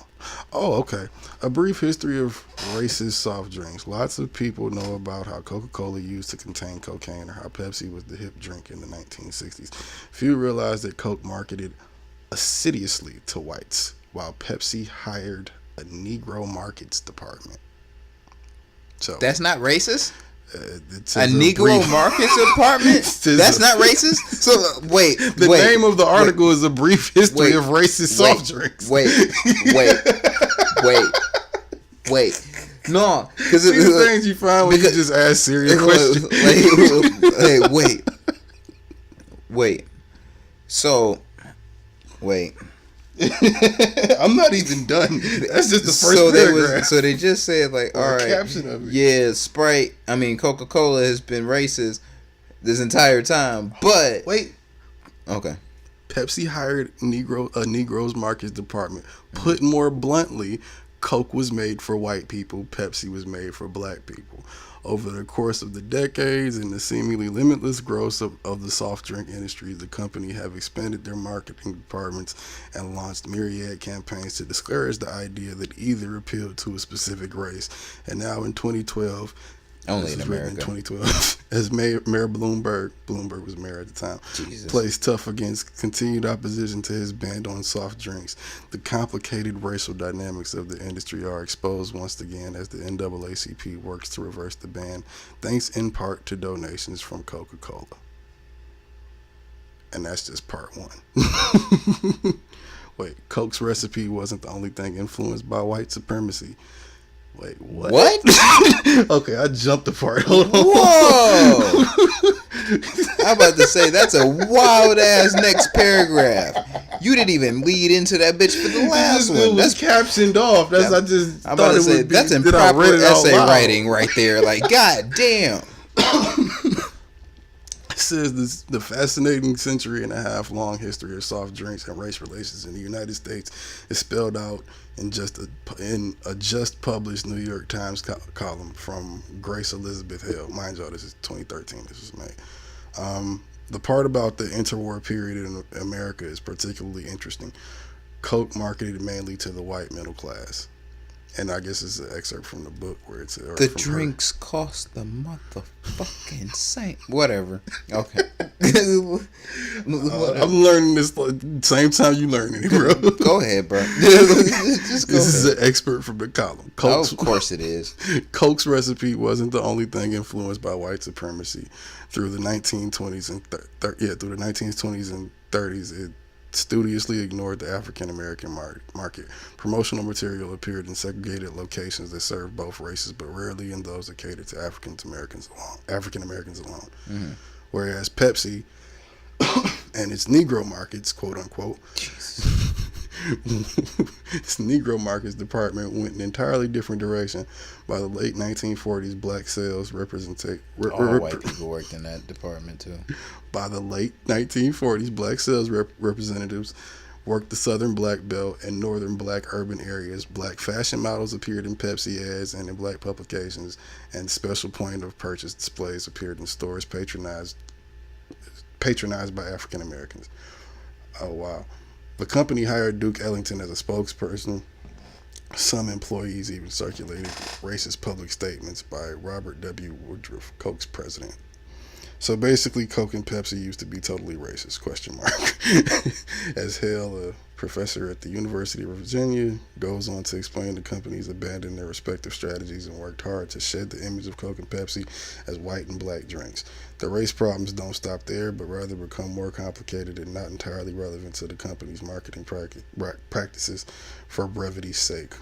We won't even get into later issues that surface, including exploitation of developing countries' resources and a massive racial discrimination case against Coke that led to a $156 million settlement in 2000, though you should feel free to click if you feel interested. Wait, damn, there's more? Shit. Okay, this is a long thing. All right, but, so yeah. So, to be simple, drink water that's from the earth. Just God's water ain't racist. You I was gonna say might need a another brand, but I don't you know might who need a owns it. purification, you know what I'm saying, straw, but make sure it's a black owned purification straw. Now that I think about it, remember when Kylie Jenner caught all that flack? For That Pepsi ad? no, I don't pay attention to Pepsi. I don't like it. She did a Pepsi ad. I think it was during Charlottesville. and it was she was like walking up to the cops, giving them a Pepsi, like, "Here you go, guys," and like she brought both sides together. Everybody was dancing and shit, and everybody went off on her because it was racist, or it came off as racist for the time or whatever. Or seemed like Pepsi was clearly going a certain direction with it. I don't know. I didn't look. I'm surprised you missed that one. That was like a big thing. I think it was Super Bowl time actually last year,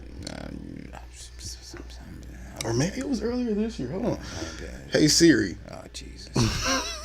bring up the Kylie Jenner Pepsi ad. Here's what I found on the web for Kylie Jenner. Oh, okay, yeah. Pepsi pulls ad accused of trivializing Black Lives Matter. First headline I see. And we give all these niggas our money. You see what type of wormholes we go down when we ask questions and shit? Gotta drink water. I just learned some whole new shit. Gotta drink water just from the earth. Nigga. No, because that shit, they Eat probably polluted it. organic, smoke organic, drink organic. Matter of fact, if you can find a cow, How kill about that this? bitch and then like eat it yourself. Just piss in a cup and throw it in a filter. And just drink, that'll be your water from now on. You'll die eventually after doing that. No, you won't. Yeah.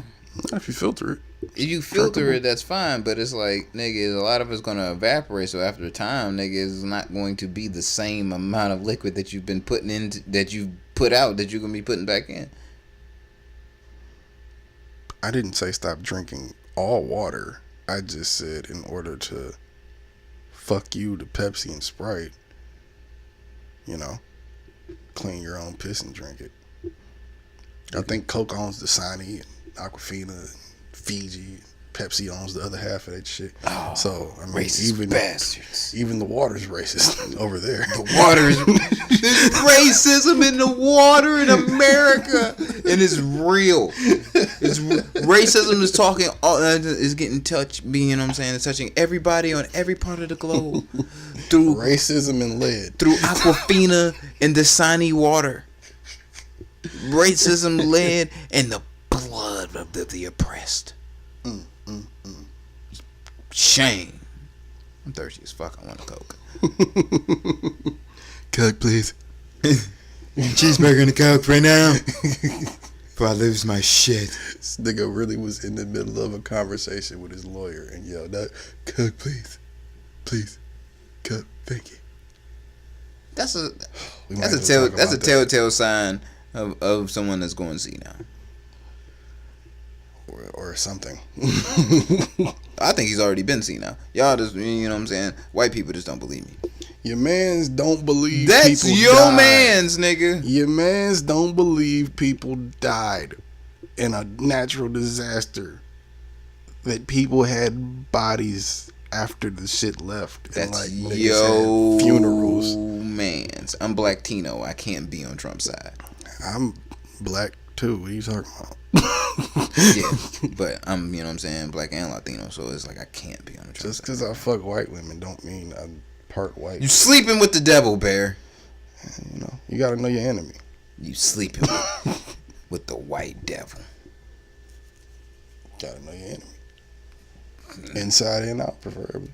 You fuck that bitch with a white hood on your dick. Clear, so I'm neutral. You Klansman. So you say clearly, so I'm neutral. Fuck out of here. Fuck out of here. Hey, look. I think that's What's the wrong best way with to Nubian end black racism. queens, Bear? Nothing. I just like to switch it up. Sounds bad, but whatever. Hey, you need to figure out this lead and racism in the water problem first before you start criticizing my pussy pickings. You knew I was about to pause you, right? You knew that shit was about to happen. Well, I wasn't done. I just had to think of the word to go with it. Because Pussy it died just came out after, and it first. was like the clock was ticking. Like, Yeah. come on, nigga. Don't let that just be out there, nigga. I had to think of the other word as I talk and think at the same time. Fuck you. A lot of people do that. I would hope. You know what I'm saying? Like, But Donald Trump isn't one of those people. no, not at all. And the people that voted him, that nigga, they are not those people at all. I'm not even sure those people have brains anymore. I think they're like industry plants just in America. I think they're Russian bots too, just the real ones. So you believe in the androids, or you know what I'm saying, or out here? We're all in a simulation on a flat Earth. Nah. Do not forget. Nah. Preach. This is real life. It's pretty fucked up. And if I am in the Matrix, this is fucked up. Doesn't matter. We're all in the Matrix. It's a If flat we- Earth. you know what? simulation. If we are in the Matrix, that might actually make me feel a little bit better, because I'm like, oh, thank God. I thought about that. I was You like, know, well, thank that God. might be a better thing. Yeah, like, thank God. I There's, mean, there's a your life doesn't mathematic matter. algorithm that's really conducting this bullshit instead of us. So like, thank God. But that's the thing, though. It's like kind of renders you and your life and everybody you love around you's life meaningless. So See, stop asking those philosophical questions, because that's when you lose your mind and then you go crazy and shit. You know what I'm saying? You end up on some Vanilla Sky type shit, running away from your thoughts like Tom Cruise. I don't think that movie's over. He's living it every day. That nigga. I feel like Tom Cruise is the first clone. Some point in the 90s after Mission Impossible 2, we cloned him, and ever since It's then, Gucci. it's Gucci is like, the first person cloned. We got Kodak. Hey, Kid Boo. Kid Boo told you niggas. He gave you his motherfucking his unit number. I hope somebody Tekashi stomped this nigga the fuck out. Like, who the fuck is this nigga? It's a new little. I found out about him because he went viral. Because he Kid Boo. went on Vlad and calls himself Kid Boo. Got pink hair, pink chains, and Boo on one of them, or Kid Boo on one of them, and you know. This is what He's a rapper. That's the type of mind. I hope you know what. I hope all you bullies out there understand. That's the type of mind that you create when you whoop somebody's ass so bad at the foster home. This is what the fuck. This is what the fuck happens. For all the foster kids listening to this, we love you. Okay. Yeah, we do. But stop whooping that little nigga ass, because you gonna end up like Kid Boo, and you gonna be looking at this nigga like, who gave this nigga money? Yo, dumb ass. Don't nobody love you. Your Uncle Busy and Jose love you. Like, shit. This nigga was serious. I thought you was joking when you bruh. That little nigga was serious. Yeah. This little nigga Kid Boo. This nigga got that's pink what he's running with. Bruh. For his way, I mean, and it looks like he's got in. I haven't heard a record yet, but Wait, it was on Vlad TV. So, Vlad is we know what to expect from this platform. So it's not a surprise that Vlad is someone like fucking this is on here. But Vlad is a Come fucking on. hip hop tumor. Like, yeah. he might not be stage 4 or 5, but he's definitely stage 1. Like, you, like, I fucking hate Vlad. Him, Say Cheese Digital, shit like that. Those are some of the pages where it's like they let the fuck niggas come in through, and it's like you just see a nigga with a like top 5, top 10 record, and you like, where did this nigga come from? And it's Kid Because Boo. believe me, I certainly don't under fucking stand. It's terrible. Like, it's, I heard Power season finale happened. Did you watch it? I don't know anything about it. no, I'm behind. I've been trying to keep up with everything else that's like on its way out and ending, and I need to finish Ozark, and a new Iron Fist came out, all types of shit. So I told y'all nigga, I'll just wait till shit is over with. Fuck keeping up with it every week and talking to you niggas about just But wait real till shit. it's over. But here's the thing: it's like I'm at the like of everything I need to finish. I'm at the last 2 episodes of everything. So all I got to do is just like knock out those last 2. But it's like, I don't give a fuck. You know what I'm saying? Because to me, I thought the writing was a little cheesy. This I season, haven't watched it since season 2. So the I writing don't was a know. little cheesy. They still was like stuck them niggas down in like 10 episodes when I thought they like renegotiated the deal. But not seeing as that probably ain't happening. Power's about to get the fuck out of here because 50 gonna do the fucking BMF shit. I mean, they said it was You know. something leaked or something, or whatever. I know he- 50's supposed to be he- directing the new yeah. season, so I He don't know. he leaked the last couple episodes, or I think the final episode of Power. He must know niggas don't care about that shit no more. Well, That's funny. 50 is a vindictive ass motherfucker. One, and That too. Yeah. Damn. So not. and two is like all he was. Him and Courtney Kemp was like, yo, nigga, give us more episodes so we can do more episodes and develop better content than what we've been putting out for the show. The show has to grow and develop. Like, give us more. In hindsight, They weren't want to get him more. In hindsight, Power should have been on Netflix anyway. Honestly, it would have worked better. Yeah, Ozark works very well. Oh yeah. That shit is. Shout out to Jason Bateman getting the bag. You know what I mean? Yeah. I like Jason Bateman's evolution as an actor. Yeah, I really fuck with him. He's From come. Development all the way up to now. He's come a long way from, you know what I'm saying, the dude with the herpes sore on his face and shit and smoking aces. No, you know what I think it was one of them. Remember when like those teen comedies were like teen rom-coms were like a thing? Yeah. I think he was in that movie, Not Another Teen Movie. I don't remember that one. I think he was in there because I remember him super young with like a headband on, like chewing gum. The role he was doing, he was like being super annoying, but I didn't know it was him until later, and I saw it again. I'm like, oh shit, he was in there. Oh, I pay attention to white actors, so clearly. But yeah. Oh, Busta Rhymes is out here looking like a pregnant auntie. That's shameful shit. I don't even want to talk about that. I just wanted to let y'all know that was disgusting. If you haven't seen it. R.I.P. to Busta Rhymes, give a fuck. You know what I'm saying? Like, he really don't no more. But he been in the game a long time, so it's like, hey, who gives a fuck? You know what I mean? At this point, I'm cool with him not giving a fuck. That's why I'm cool with him killing everybody. Can you imagine what Busta Rhymes eats day to day? A lot of probably shrimps and steaks and like beer. It looks like beer. It's just beer. It's just beer. It's just beer and bread. I mean, yeah. Nigga eating beer and bratwurst. He's like, it's easy microwavable studio food, nigga. Got the beer in the fridge, know what I mean? Dog. Got a hot plate over in the corner, nigga. Throw them Too much bratwurst of a on them legend shits. to be eating TV dinners, my nigga. I'm sorry. Hungry man not gonna cut it, cuz. And neither is the XXL. Nigga, he say it's gonna cut it, bro. He like, I'm like 50, nigga. I do what the fuck I want. If I want to be fat, nigga, fuck you. I want to be fat, nigga. Remember when Booker T used to do those Hungry Man commercials?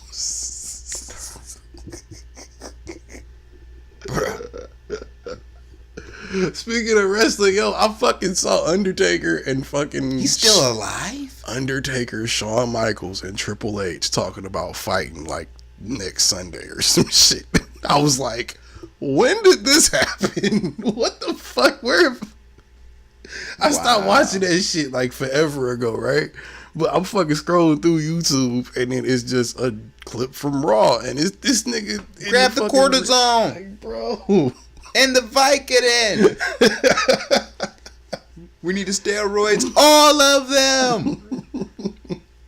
And some M-Rap and ice. That dude.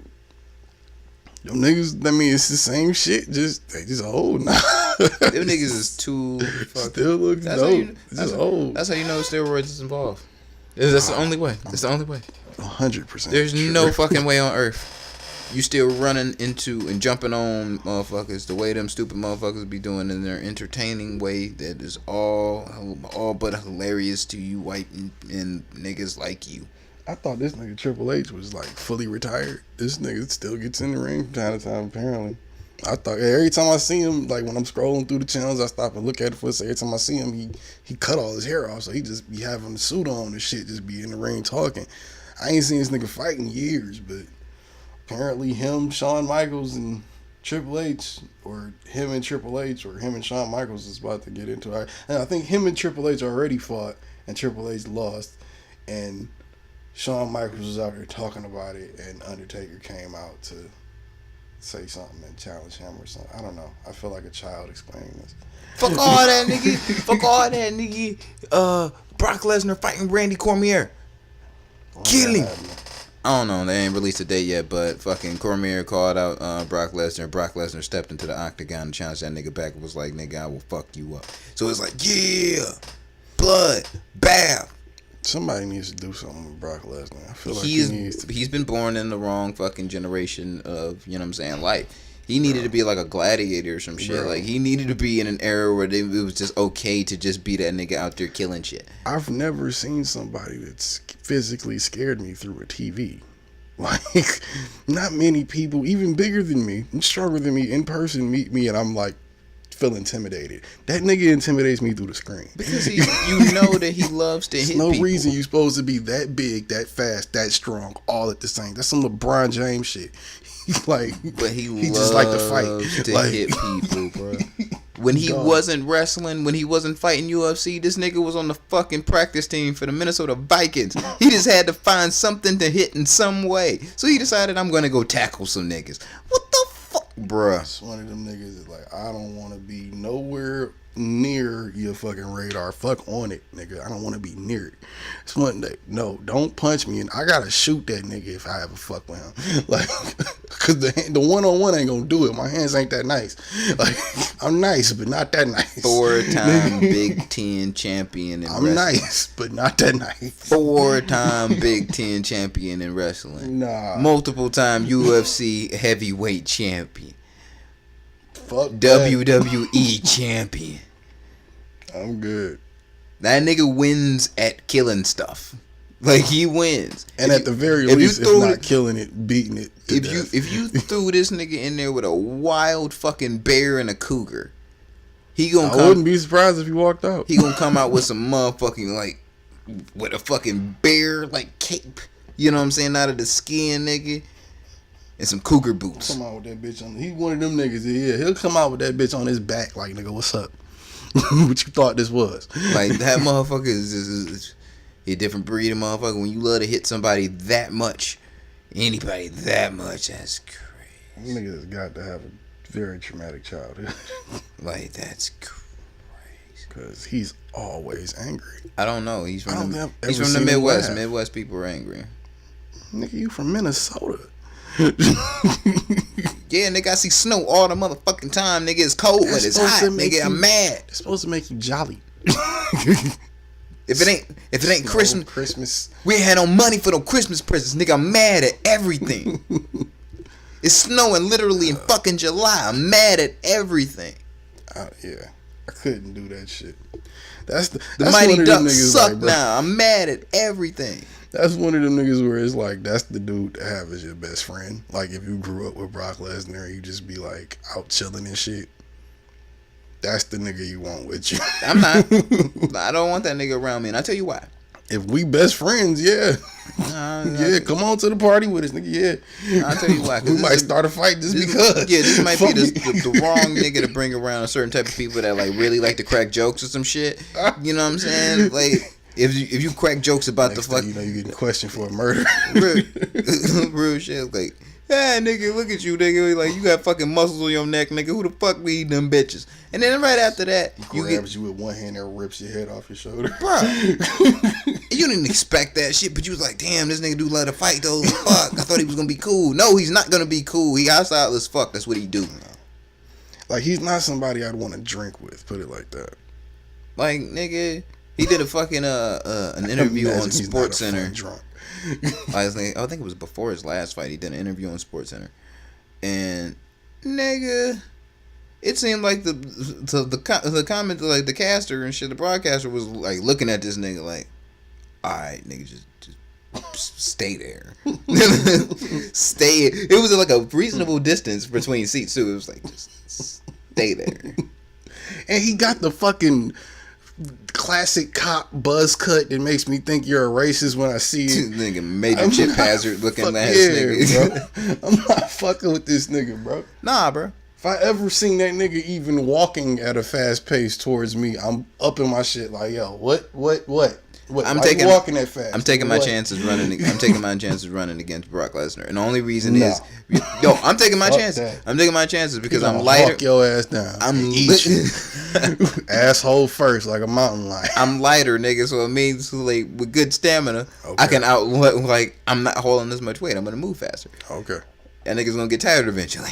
Okay. Hopefully he get tired before I get tired. That's it. That's all I can hope. I'm gonna take my chances on that. I ain't gonna fucking fight this nigga 1-on-1. He trains every day. You smoke every day. Who you think gonna win that race? Yeah. Depending on how He hard gonna hawk your ass down. depending on how hard I prayed earlier that day, probably that's the answer. Depending on what your 11-11 was. My 11-11 was quite materialistic. Nah, nigga, I'm probably not gonna make it. Like, it's gonna be over there. Oh shit. Shit. We probably missing something else, but we always do. So fuck it. I don't know. What else you got? New Wale music came out. I saw that. I didn't hear New it. EP is pretty good. Wale been on his EP like run. He's released 3 EPs this year, and all them shit's been fire. I fucks with Wale right now. I heard the last one. I ain't heard this one. Yeah, self promotion. The Johnny did for Valentine's Day. Oh, what the fuck was that shit called? Whatever it was. That and fucking the new shit that just came out with Lunch Money I know. or Free Lunch. Man, I just saw he had a song with J. Cole on there. yeah, that shit fire. Like, I mean, I'd imagine. Wale's found his pocket, bro. He's really found his pocket. I like hearing consistently good music from him, and he changes up like all 3 out EPs have like almost like a different vibe or concept within them.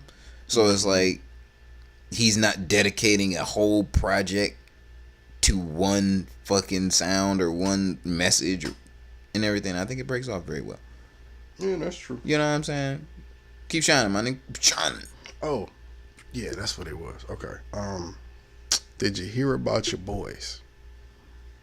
Boy. Oh, well, first off, they said that Mac is his. Just to go back to Mac for a second, his streaming is up almost 1,000% from the week before. #1 on Billboard. He's about to have 7. They said next week's projection he should have like 7 out of his albums in the top 10, top 8, or top. It's supposed to be Billboard 200. It'll be like top 10, top 20, something that it'll fall in between. Just because niggas just went and streamed a little bit of everything. So it's supposed to be like best day ever, good day, watching movies, swimming, obviously. Told you. Blue Slide. I said that on the last podcast. It's going to go #1 because Said a couple of you know what I mean? pop up there. I'd rather him be here and it be going #1. Yeah. You know what I'm saying? Rest in peace, Mac Miller. Yeah. But what's the name? Yeah, your boys. The Beatles. You heard what came out about them, right? No. This is about to be such a pause-worthy I saw conversation. Paul McCartney dropped an album like about a week or 2 ago. Yeah, but he did an interview and got to talking a little too much, and he was super cool with it. Was he drunk? But I don't know. He's English. So probably right, Yeah. but and he might have just thought it was cool to talk about because it might have been the thing to do back. I mean, in the day. only motherfuckers alive is Ringo Starr. Well, make a long story short, some reason, at some point in this interview he did, he decided to tell everybody that it was kind of like Quincy Jones-esque. Like, remember when Quincy was wilding? Oh, yeah, he just talked a little too much and didn't really know how to. Yeah, okay. It was less. It's not as bad. Okay. But he basically said that him and John Lennon and Ringo and everybody used to circle jerk and shit together just because they were bored. Just, it was one started. I think he said John pulled his dick out and started beating it off. Everybody started laughing.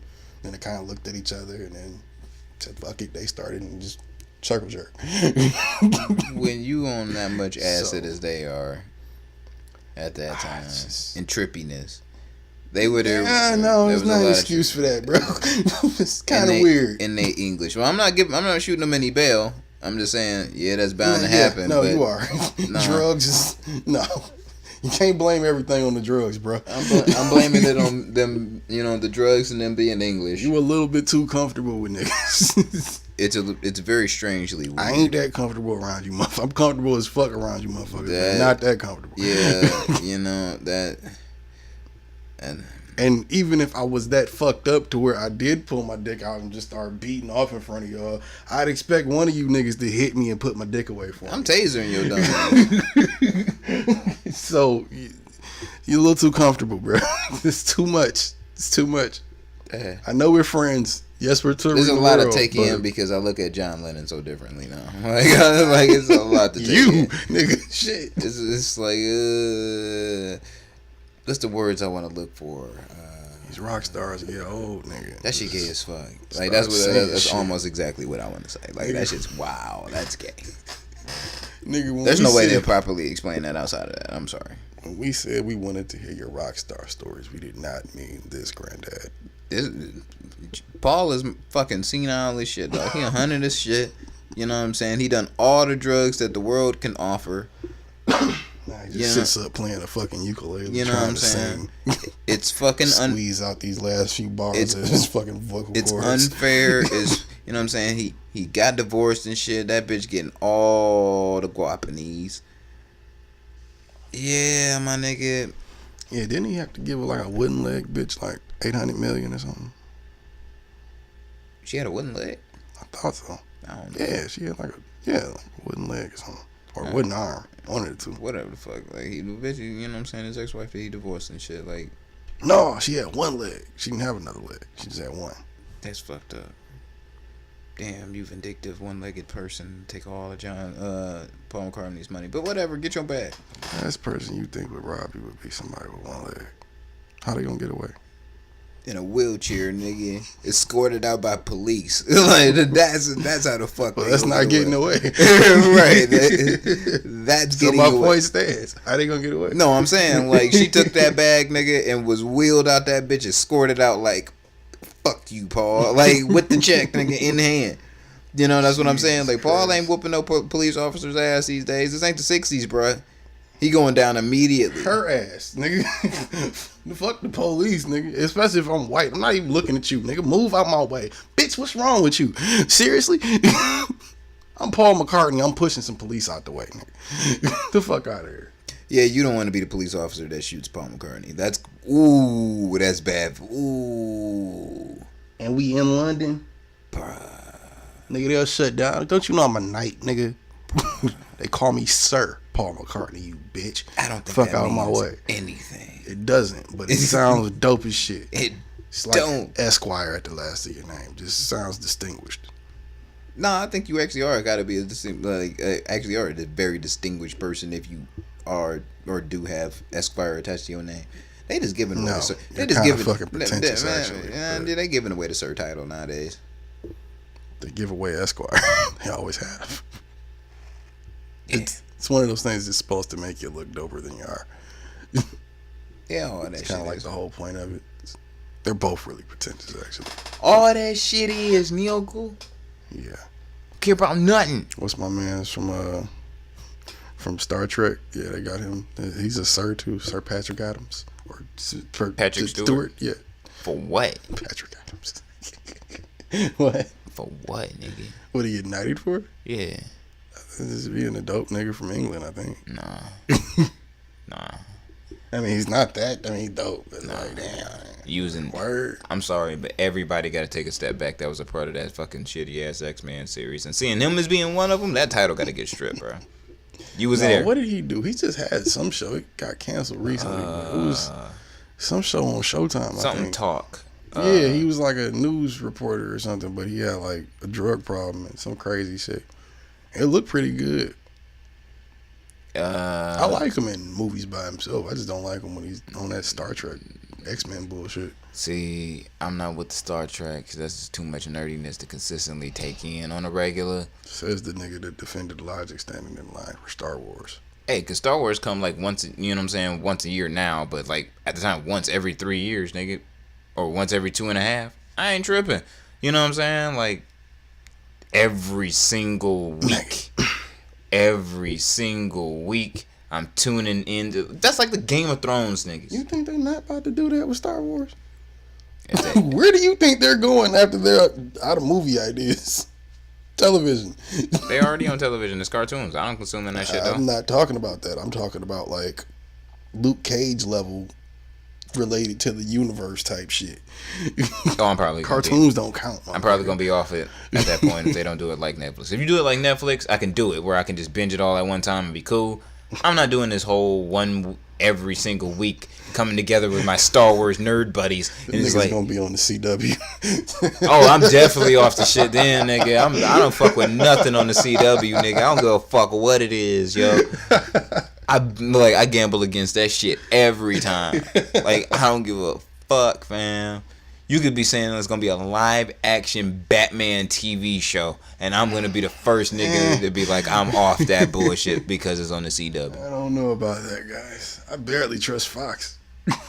Oh, speaking of that, seems we are around that. So you seen so Henry Cavill, the nigga that plays Superman, yeah, he's no longer So gonna be. what you gonna do now?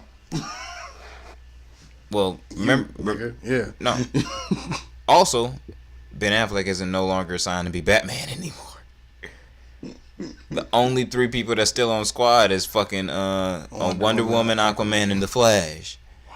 Which tells me, and this is what I told you when they was doing the whole fucking 10-year projection. Yeah, this ain't gonna work, guys. Yeah, the whole Joker thing. I don't think this is gonna work. The Joker standalone. It's the reset. I'm like, oh shit, if this shit The pop, reset. nigga, if they shit pop, they gonna scratch every fucking thing. They gonna still probably do the Wonder Woman joint, but anything that hasn't been like in production, they just gonna scrap all that shit and be like, look, nigga, we starting off from here.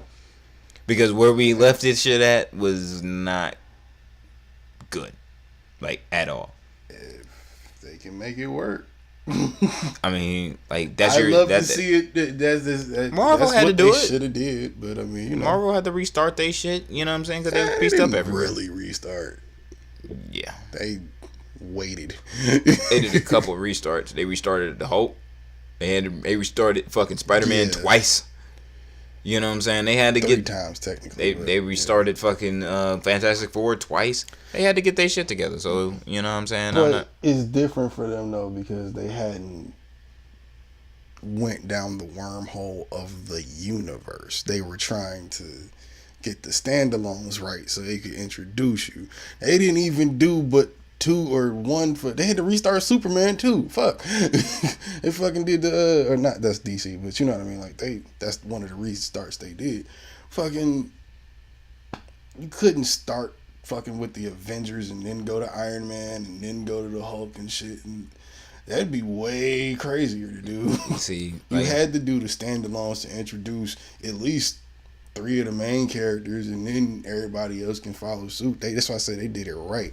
What DC is doing to reset is completely fucking different. when they pulling the like They've already invested. They're already in the red from this shit. well, I know from what I read, Henry Marvel Cavill had way more hits. Henry Cavill walked away due to fucking scheduling conflicts.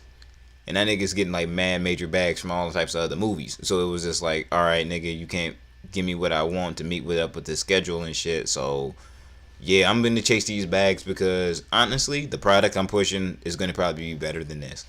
Ben Affleck just walked the fuck away because everybody was clowning this motherfucker, including myself, because it's like, nigga, of all people, you the comic book nerd.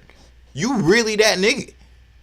You, Kevin Smith, and all your, you know what I'm saying, nerdy ass homeboys from Jersey was all kicking it, reading, you know what I'm saying, Jason Lee and all y'all niggas was reading them shits together and circle jerking and shit. Just like the Beatles. Probably. So it's like, for you to be down with this, I'm sure he was just like, yeah, I'm out. Like, this ain't looking great. I mean, They making a Batman. Like, first off, he was supposed Hey, to, I'm because ready. remember, he was supposed to have his own Batman standalone movie. yeah, that's what I've been waiting for. Nope, not happening. Problem now, the Joker gets his own standalone movie before Batman does these days. That's how sick this shit is. Fuck That's WB. not sick. That's just Fuck Warner Brothers as a think studio, That's an interesting wormhole to go down. record label, set, and as a motherfucking crew. I just don't. Mic drop. I think that's a good. I think that's a good good way to start. It's an interesting. I would have never thought to start it from that place. I would have said, you know, I wasn't against Batman versus Superman. It was just Execution was absolutely terrible. it didn't go the way that it should have. Writing was terrible. That's what I blame it on. I blame that all completely on writing. No, cause see, I don't hate that movie. So like, I don't hate that movie like y'all. Writing is terrible. But like Superman, those two didn't like them. But I'm not a Superman person. I love Superman. Wonder Woman was cool. What was the other one?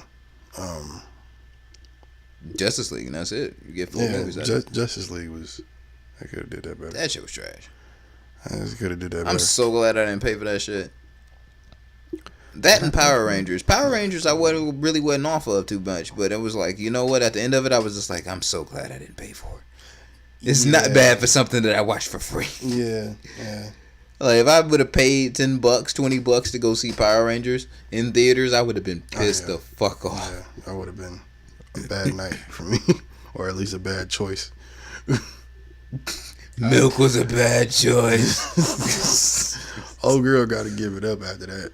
You just made me pay for Power Rangers, and that shit was trash. You got to bust it over. Bruh. Oh, I'm sorry. That's probably something wrong that I can't say anymore. It's busted open, canceled. You already took Wildin' and all this other bullshit from us. Now you take it busted open. Don't refer to them as they. We don't need to get attacked. They're more powerful than we are. I'm not talking about the women. I'm talking about the stupid white people. The snowflake, liberal, millennial fucks. Or no, white people say cucks. The cucks. Those pieces of shit turd nuggets.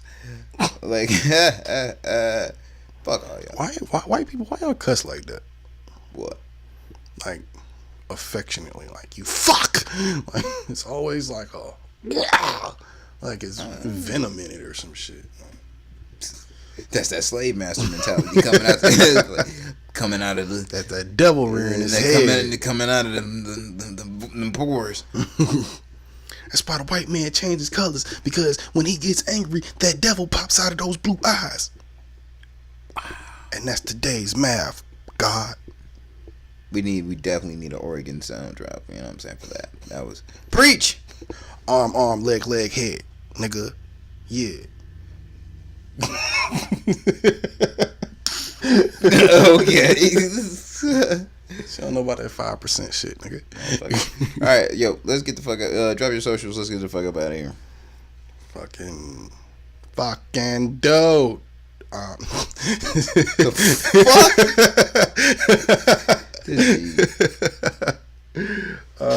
What is my Twitter? @busy93. Instagram staybusy313. Cash at me how. JPW93. Bomba. Yeah.